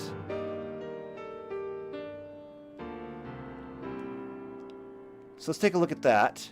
We're going to hold on to this, actually. I'm going to make a note of this. So, counter tackle. So far, we've got combat reflexes, bodyguard. Now let's look at In Harm's Way. Down. I'm assuming it's going to be a combat feat, because not going to have that much use outside of combat. I am... here we go. In Harm's Way. The prerequisite is bodyguard. So while using Aid Another to improve an adjacent ally's AC, you can intercept a successful attack against that ally as an immediate action. taking the full damage from the attack and any associated effects, bleeds, poisons, etc. A creature cannot benefit from this feat more than once per attack.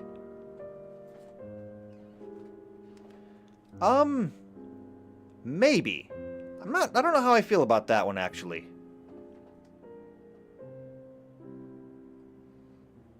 The other option given by ChatGPT was Step Up. This feat allows you to follow your opponent if they try to move away from you, if they take a 5-foot step, or use Withdraw.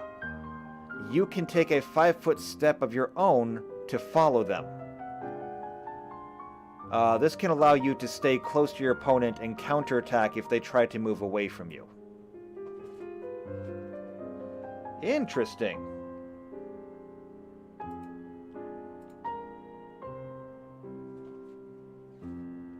Oh, hey, Pips is in the chat. I wasn't even watching the chat. Hello, Pips. And it's fine if you can't stay. It was just nice to see you here anyway. I didn't even think you would come out here at all, given that it's not, you know, Wheel of Time related. I even debated whether or not to put it in the Wheel of Time Discord because not related, but I mean everybody else was, so I figured I'm fine. And what's the worst thing you can do? Ban me? I've had worse things done to me than being banned from a Discord. Please, I've been on the internet. But still, I'm glad you came out. Alright, since this is attached to Bodyguard, I'm willing to put it here anyway. In harm's way. Well, Pips, I'm glad that you came out. And I'm sure that everybody else does too, even if they don't show it. I mean, maybe I'm making assumptions there, but they're my assumptions to make. So I think that I'm going to go ahead, copy these things. No, don't do that. Copy. Paste. There we go.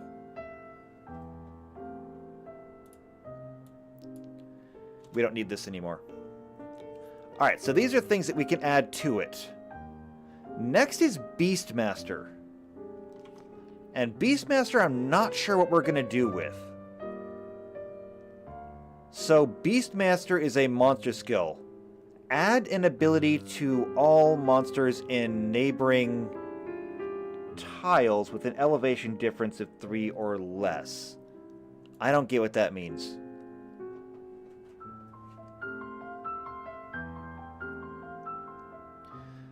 Ah, Pips, you're just learning Pathfinder? Stick around then, trust me. You'll learn a lot of things here. I try not to brag too much, but I'm actually a pretty good DM. Alright, so Beastmaster, also known as Monster Skill, is a support ability. The Squire class learns it. Let's see. A monster unit brought into battle will have access to additional moves and attacks when a human unit equipped with this skill comes near it with a range of 1 square. The in-game message specifically says 3 squares, whereas 1 square is the actual effect range. Okay, so that's kind of weird. And it was good to see you, Pips. Have a good day.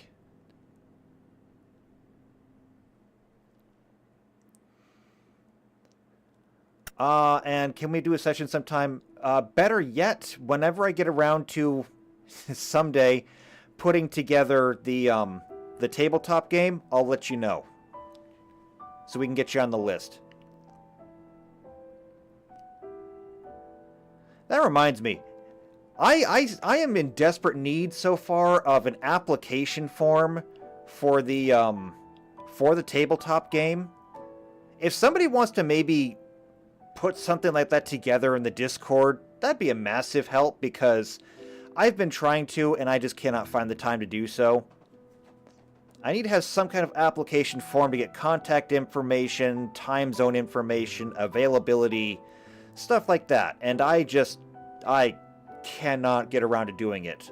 This has been on my list of things to do for about 2 months now. At this point, I'm just overwhelmed by it. See, I'm a really good DM. I am a really bad manager, though, and this whole managing people thing is not my strong suit. Okay, so anyway, Beastmaster.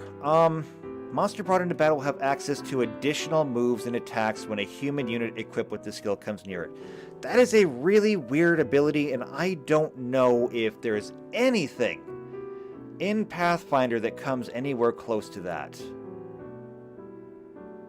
I really don't.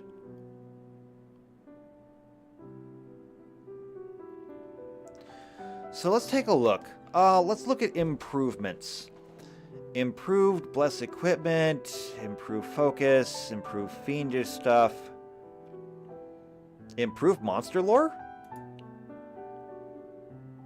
You gain a sacred bonus on all skill checks to identify the abilities and weaknesses of creatures equal to half your level in classes that grant you the monster lore class feature.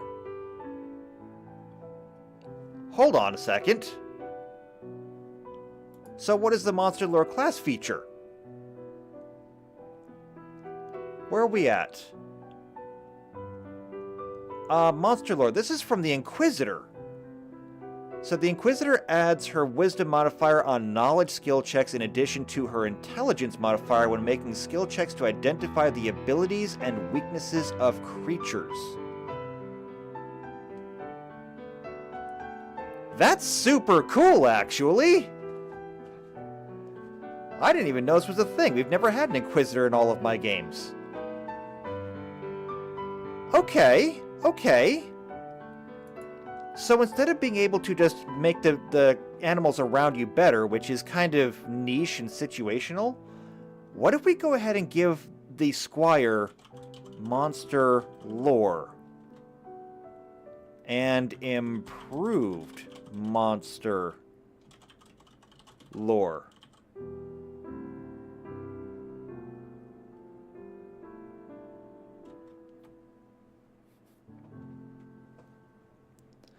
Okay, so that's actually pretty cool. So add with on knowledge. Okay, this is really good. I like this. This is good.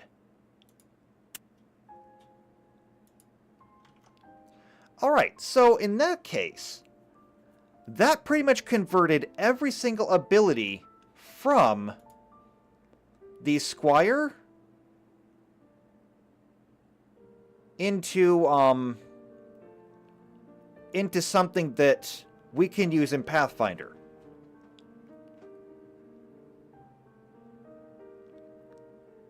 Yeah, this is pretty good. Okay, so now the next question is, how are we going to organize this?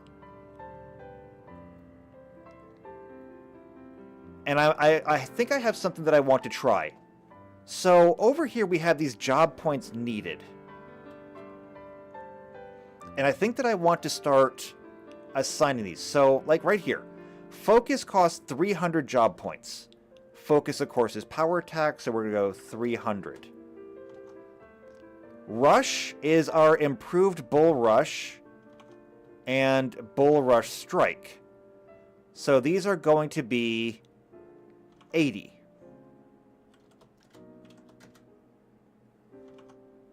Now, throw anything is improved, improved improvised weapon thing. That's 90. Salve is 150. Improved Sunder.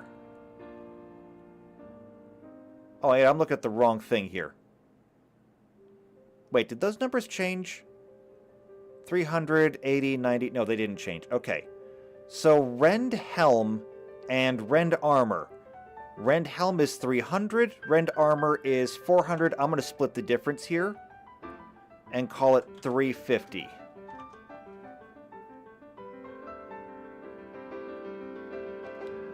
Counter Tackle. We put in like 3 abilities for that. So this is going to be 180. So there we go. 180. Monster lore is 200.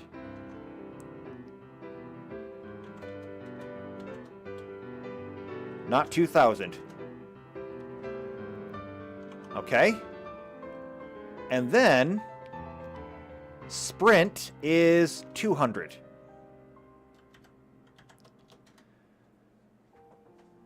Alright, so now we have values assigned to this. Why did I do this? What's the point of doing this? I'm going to tell you. So the point of doing this is now we can order these.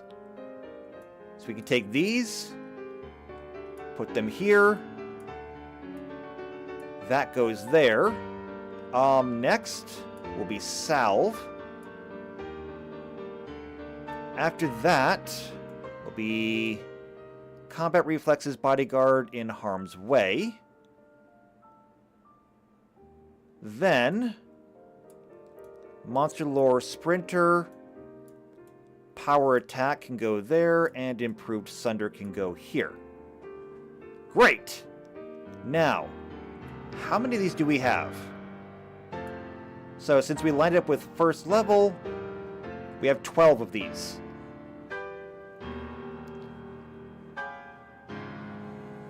Alright, now here's where things are going to get kind of fun. So we already know that on every odd number level, you're going to get a feat. Okay? So instead, what we're going to do here, I'm going to move this back a little bit actually. You know you're going to get a feat at level 1, and everyone gets a bonus. No, not everyone gets a bonus feat. So you know you get a feat at level 1. What if we put this here? Put that there. We put this here. Actually, why am I doing it like this? Make this easier.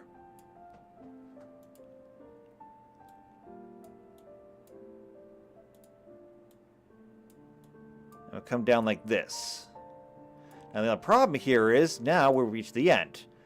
And things are weighted a little bit too heavily towards the bottom. So what I think we're going to do instead,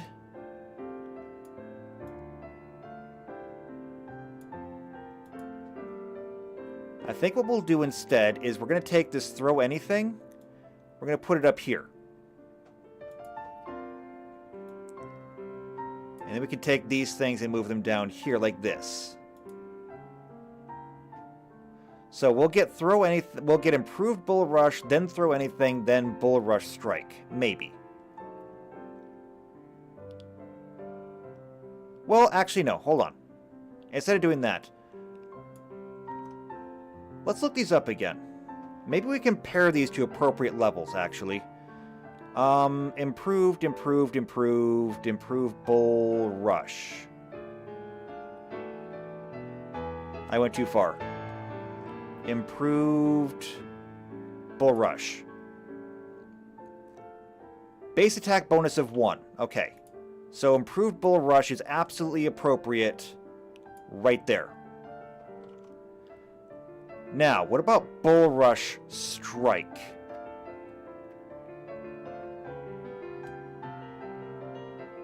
Bull rush strike.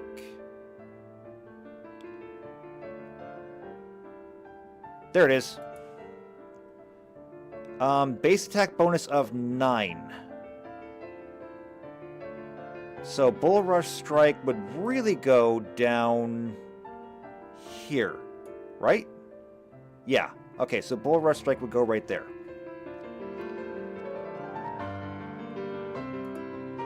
Power attack. I don't know that power attack requires anything. Let's see.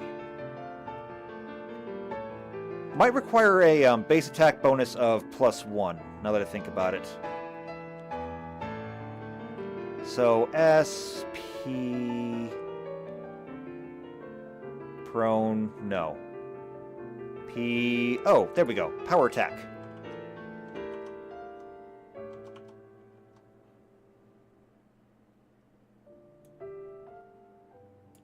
Also, that music keeps getting super loud. Am I the only one that noticed that? Alright, power attack. Base attack bonus of +1. So what if... What if we go ahead and put that there? Yeah, because they both take a bonus of +1, but it takes less JP to get the rush than it does the power attack here. So that's kind of in order. Now, what about throw anything? Or in this case, yeah, just throw anything.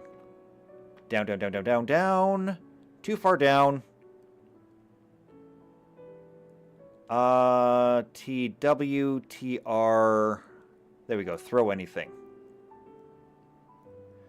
Benefit. There is nothing that we need for this. Okay. No prerequisite. Let's go ahead and... We're going to put it right here for now, but we may move it later. Or better yet, what if we put this here? And a +2 versus blind, deaf, and safe. We're going to put this in the first one. Alright, combat reflexes. I'm not looking for this again. I have a search function. I'm going to use it. Combat reflexes, there is no prerequisite to this. So let's go ahead and we're just going to throw this right here for now. Next is going to be bodyguard. What do we need for bodyguard? BU, BR, BO. Body shield, bodyguard. Bodyguard requires combat reflexes. And then in harm's way requires bodyguard. So we'll keep that as is. Monster lore. Monster lore is part of the Inquisitor. When does the Inquisitor get it? At level 1! Of course they do. How are we gonna do this?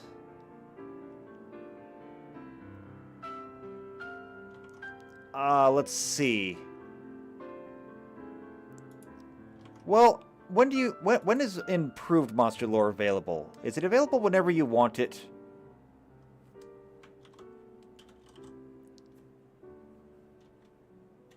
Lore, lore, lore, lore. Improved monster lore. Just requires you to have the monster lore class feature. Okay, so we're getting a little bit too dense up here. We got to space things out a bit. We know that improved bull rush and power attack are where we want them to be. I think I'm going to spread these out a little bit.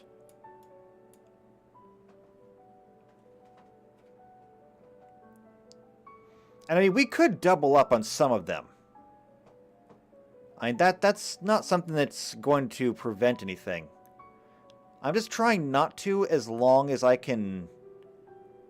As long as I can keep it, because I don't want to add more than 2 things per level.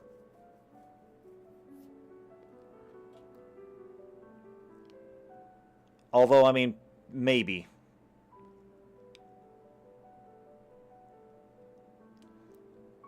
Maybe if we move this down here, what if we were to take throw anything, put it up here, along with monster lore? Okay? So I'll put those up there. Then at level 2, you get improved bull rush. At level 3, you get power attack. Let's see.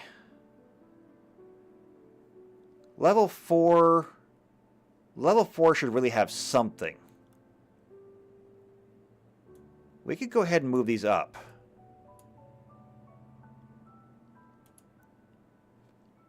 And I really don't want to have too much down here, because I don't think anyone's going to want to stay a squire for too long. So you want to kind of get your bonuses, get your benefits, and move on to a different class. That being said, that, you know, they should all have some kind of capstone too. And I think the capstone for this one is probably going to be Bull Rush Strike.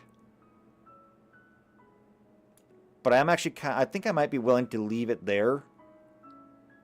Squire should not have a capstone. It really should not. So I'm not going to give it a capstone. And if you're confused in the terminology, a capstone is just referred to as your level 20 ability. It's the cap on top of what you're getting. Some classes even have different, what they call capstone abilities. I think if we look at some of these, like I think the fighter has 1 or 2. Yeah, maybe not. Let's look.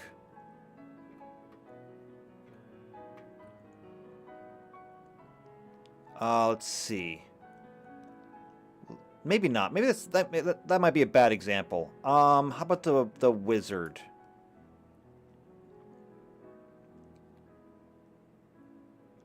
So I guess they just get a bonus feat then. Let's see. Arcane School, cantrips, bonus stuff. Here we go. So yeah, bonus feats. Every, what is it? Every 5 levels?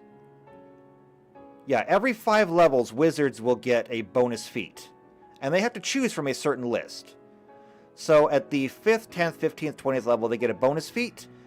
It has to be a meta magic feat, item creation, or spell mastery feat. However, as an alternate capstone ability, this is only available when you hit level 20 of that class. Not level 20 in general, it has to be that class. You have dedicated your entire character's life, I mean, excluding legendary characters who go above 20. You spent your entire character's class, or your entire character's life doing this, you can get an alternative capstone ability. In this case, well prepared. So a wizard, at the 20th level, they have a spell for every occasion they can imagine and a few that they can't. They gain 2 additional cantrips per day, 6 additional 1st and 2nd level spell slots, 4 3rd and 4th, and 2 5th and 1 6th additional spell slot. That's massive. Just to add all of that up, if you get a level 20 wizard and take the well-prepared capstone, you get 2 plus 6 plus 6, which is 14, plus 4 plus 4, which is 22, plus 2, which is 24, plus 1, which is 25. You get an additional 25 spells per day, just for being a dedicated wizard all the way to the end. And that's on top of the fact that these are your spells per day, not including your bonus spells. So 4 times 10 is 40, plus 25 means that before your bonus spells kick in, and before any other equipment, gear, whatever you have that stores spells, before any bonuses at level 20, you would have 65 spells per day. Let me tell you, as a wizard player myself, that's massive, and something that you got to think really hard before you give it up. Because the minute that you multi-class, and I tell this to my players all the time, the minute you multi-class, you lose your capstone. Now, that is not to say that I discourage multi-classing. I think multi-classing is great. In fact, I usually multi-class. My favorite multi-class is usually Rogue and Wizard together. But that capstone's really hard to give up, and so I want my players to make sure they're informed at least of what they're losing when they do it. So, in this case, when we're making the squire, I kind of want to not have a capstone on there because I don't necessarily want you to stay as a squire forever.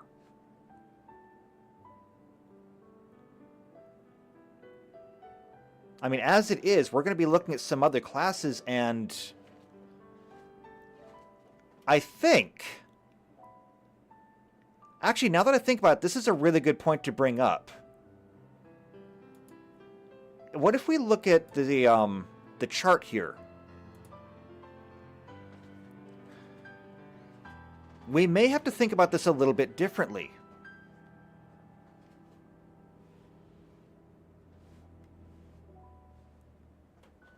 Let me think about this.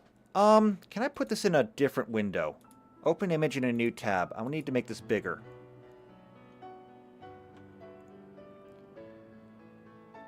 If we take the, if we take all the levels here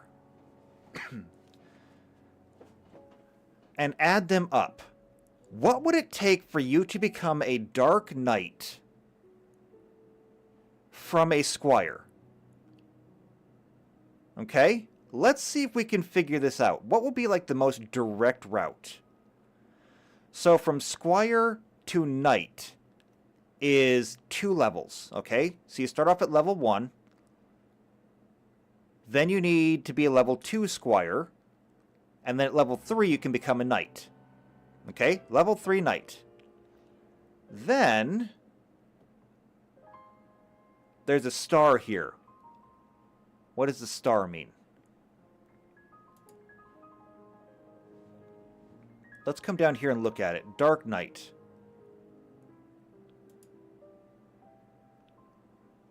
How do we do this? Prerequisites. So you have to have mastered the Knight. Ah, okay. So you have to have mastered the Knight to do so. Master Knight, Master Black Mage. You need to have a level 8 Dragoon, a level 8 Samurai, a level 8 Ninja, a level 8 Golemancer, and a hidden kill of 20 enemies. Okay. That actually changes things up significantly. Okay, that is much, much different. That means that we will need to have capstones for all classes. And they cannot be level 20 if we're going to use the same experience system from Pathfinder. So we either need to have a new experience system or we need to have a new class system. Okay, let's think about this then. So we know that there are 100 levels in Final Fantasy. There's 20 levels in Pathfinder. So we're going to go ahead and divide everything kind of by 5 anyway. So that means that in order to fully master a certain class,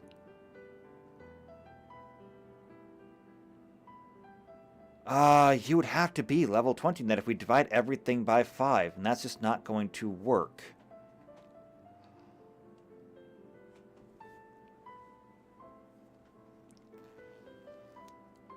I'm almost thinking the solution to this would be to, instead of having 20 levels per class, what if we only had 5 levels per class? That would make everything really super dense. But it also means that you would be able to... It means that you would be able to master a class in a few levels. So perhaps instead of dividing everything by 5, what if we divided everything by 20? And made the max level for any particular class 5.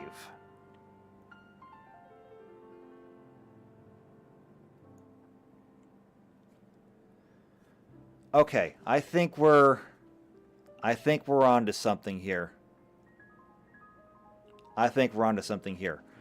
Let's go back and take a look at our squire, and we're just going to erase the last 15 levels. Okay? Meaning that this is all we've got to work with. Okay, since this is all we've got to work with, we need to go ahead and take a look at our skills here, because now, suddenly, we have more skills than we have levels. So, power attack is kind of on its own. Improved bull rush will come down here with this. Monster lore we're going to put down here with that. Throw anything is kind of on its own. So we've got a whole 5 levels to try and kind of fit all this stuff into. That means that we're going to have to get rid of some things. So for example, bodyguard and in harm's way. They're gone now. We don't have room for these. The same thing applies with bull rush strike. It's gone now. That leaves us with just the basics of what we had. So, the, what was it called? I forget.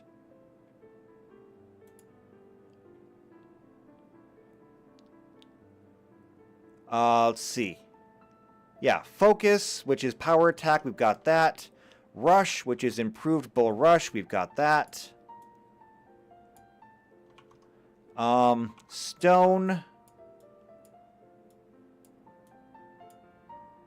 We've got that. Salve, we've got that. Rend helm and rend armor, that is improved sunder. We've got that. We don't have metal. Reaction abilities. Counter tackle, that is combat reflexes. Beastmaster, that is monster lore. We are not going to do improved monster lore. And then sprinter. Okay, so we're back to the basic list again. That means that we have... let's see, 5, 6, 7, 8 things to go into 5 of these. Alright? So here's what we're going to do. I'm going to reorder these things. So those things will go there.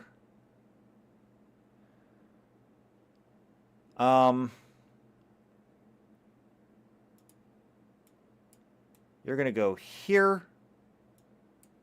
You're going to go here. Actually, things that do not require anything should go up front. So,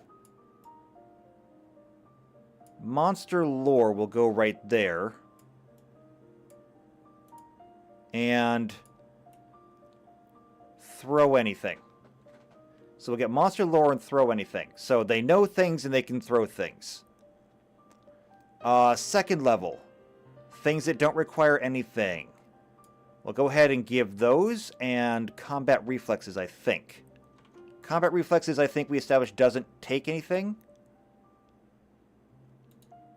I should have it in here, right? Combat. No, wait, this is not. This is actual combat, not feats. Feats. I don't see them.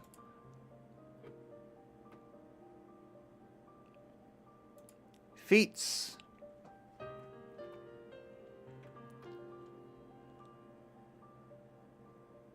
See, I knew this was going to be a little bit harder. This is going to be a lot harder, actually. All right, combat reflexes has no prerequisite, so it's good there. Power attack and improved bull rush can go right there. Okay.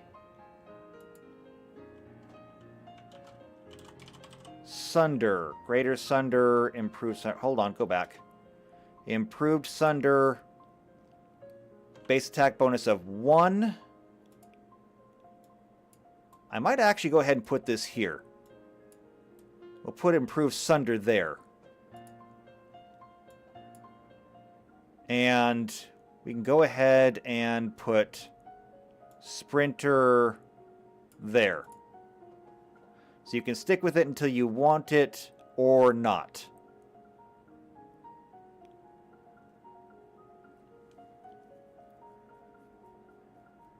Whew, okay, I think that kind of works. The next question is going to be, how are we going to actually add the rest of them? I want to take a look at the prestige classes again and see how they did that. So, prestige classes, because these have to be added onto anything else.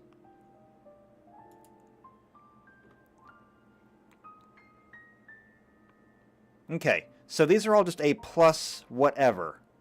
So whatever your save happens to be, it will just add on to it.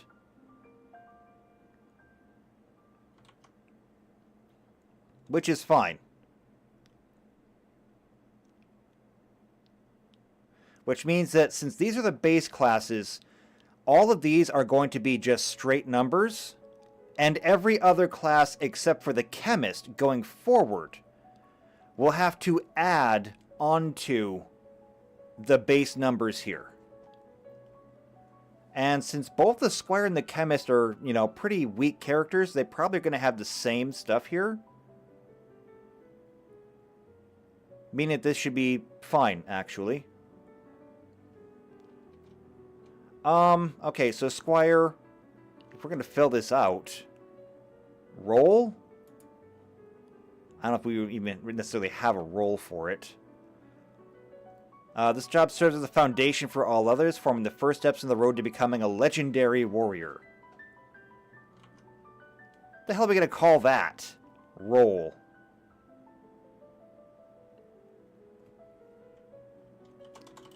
Everyone starts somewhere. Alignment, any, hit die.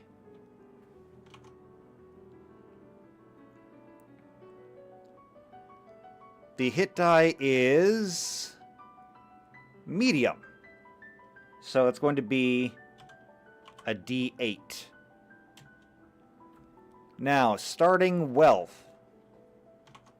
Starting wealth is going to be pretty impoverished, actually.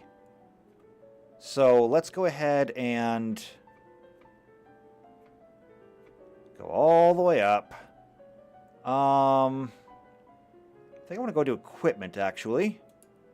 I think it'll be in here. Yeah, starting character wealth.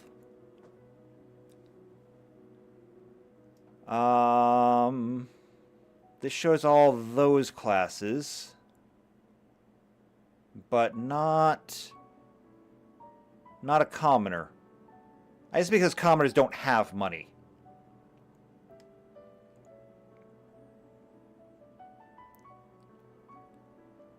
Let's see. Table character wealth by level? Other wealth said, let's see. Heirloom items, selling stuff, plot items, mighty items, wealthy characters, princes, scions of mighty trading houses. Yes, yes, yes.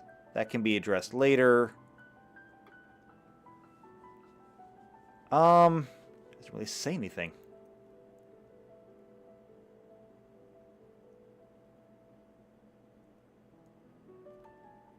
All right, I'm gonna look it up. Maybe it will be listed. NPC classes. Commoner. No, it does not say. It just... Commoners don't have money. Okay, well, I mean, obviously you have to have some money, otherwise you're just kind of screwed. What about the warrior? Does the warrior get starting money? No, he does not. I'll tell you what. If this is going to be the way it's going to be, then how about this? Let's take a look at our classes again. Do we have a paladin? We have a knight. So if we have a knight, knights are kind of like either fighters or paladins. Do we have any actual paladins? Lancer, Dragoon, Samurai, Dark Knight. I'm going to guess a Dark Knight is kind of like a paladin, and technically speaking, if you finish off Knight, you're working your way up there.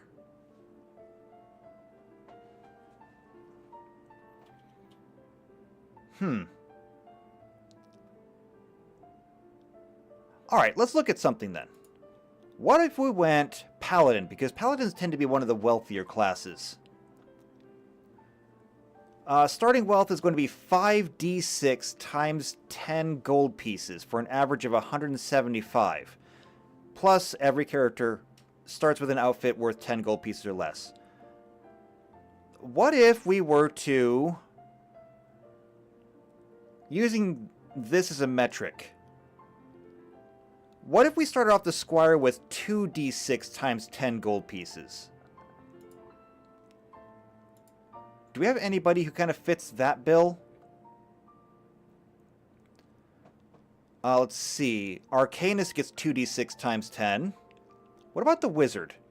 Wizards tend to be pretty light. No, even they get... Oh, no, right here. Yeah, 2d6 times 10 gold pieces. I think that works. I think that works really well, actually. Alright, so starting wealth will be 2d6 times 10 gold pieces.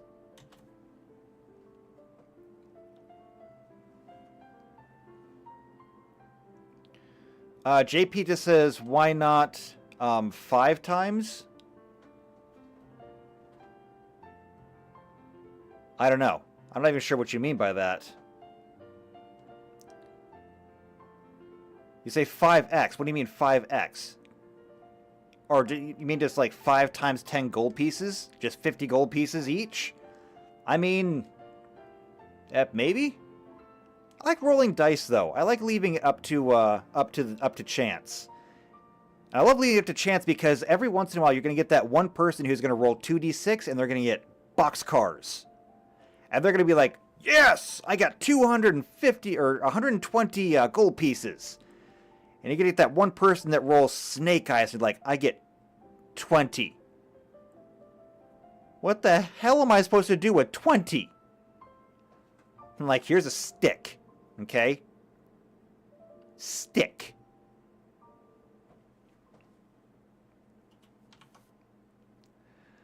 Alright, and then we had classes. Go back here to NPC classes. Commoner. Class skills are...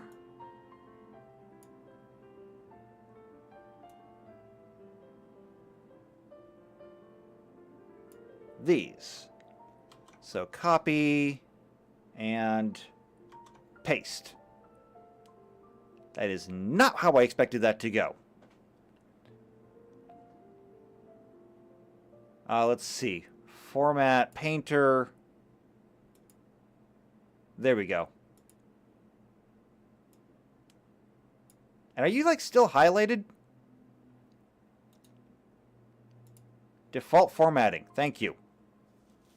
Okay, there we go. So class skills, weapon proficiency, move that up. And there we go. I think that does it. So if we combine it or compare it to another one, Roll, alignment, hit dice, starting wealth, class, skills. Skill ranks per modifier. Ooh, hold on. I think it said 2? Yeah, 2 plus intelligence. 2 plus intelligence modifier. And all right. I do think that'd do it. So then we just got to do a little bit of formatting. So we'll just do that. Go ahead, make that there. We'll put a box around it. And we'll call this pretty good. Put a box around that part too.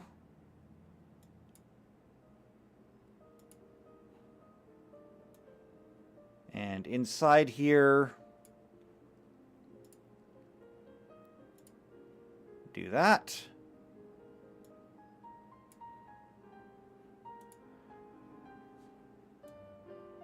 Merge and center that one.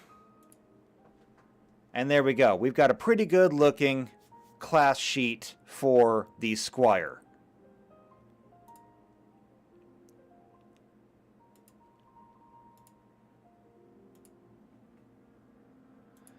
Now we just got to do the rest of them. That's going to be, that's going to take a while. So that's 1, 2, 3, 4, 5, 6, 7, 8, 9, 10, 11, 12, 13, 14, 15, 16, 17, 18, 19, 20, 21, 22. 22 of these classes that we have to get done. And that's assuming that we get everything right the first time. It may take some time. But okay, one down at least. So I'll have to make another another sheet. So we're just going to go ahead and insert sheet after, and we're going to call this Final Fantasy class reference.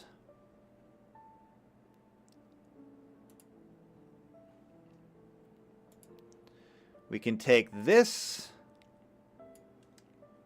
copy it, move it over here, just like that. And then once we got this done, we should be able to fix everything. Hold on a second. Undo that.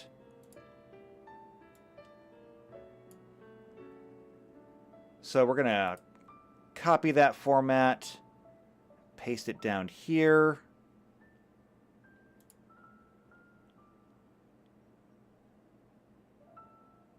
Oh, wait, hold on.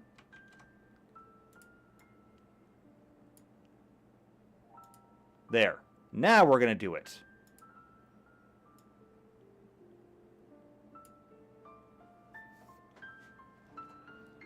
We can even go ahead and delete some of these.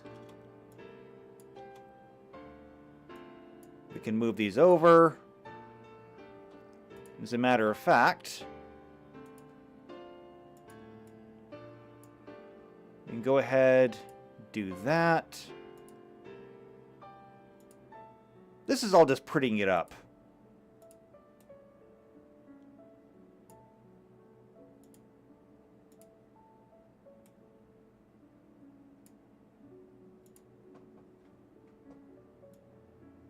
These can be undone. You know what? I'm just going to get rid of all the lines here because they'll have to all be redone anyway. But long story short, this does it.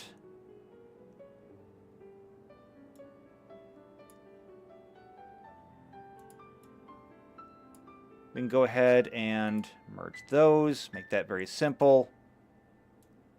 Do the same thing there. I think it's all good.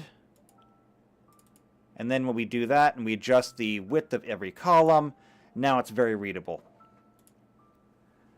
So good. I like it. There's our squire. I'm going to call that a day. So that is a little bit of progress. When we come back next time, we will get to work on the next entry in the list. We'll start with the chemist. And then after the chemist, we'll probably do like the knight and start working on the next tier. I think it'd be easier if we just kind of arrange them into tiers. So after we do the chemist, we'll come back to actually this thing. And we'll start work on the knight, the archer, the white mage, the black mage. But first, we got to get the chemist done. And the onion knight, I don't know what to do with the onion knight. I'm not even sure what the onion knight is. What is the onion knight? What makes him so special?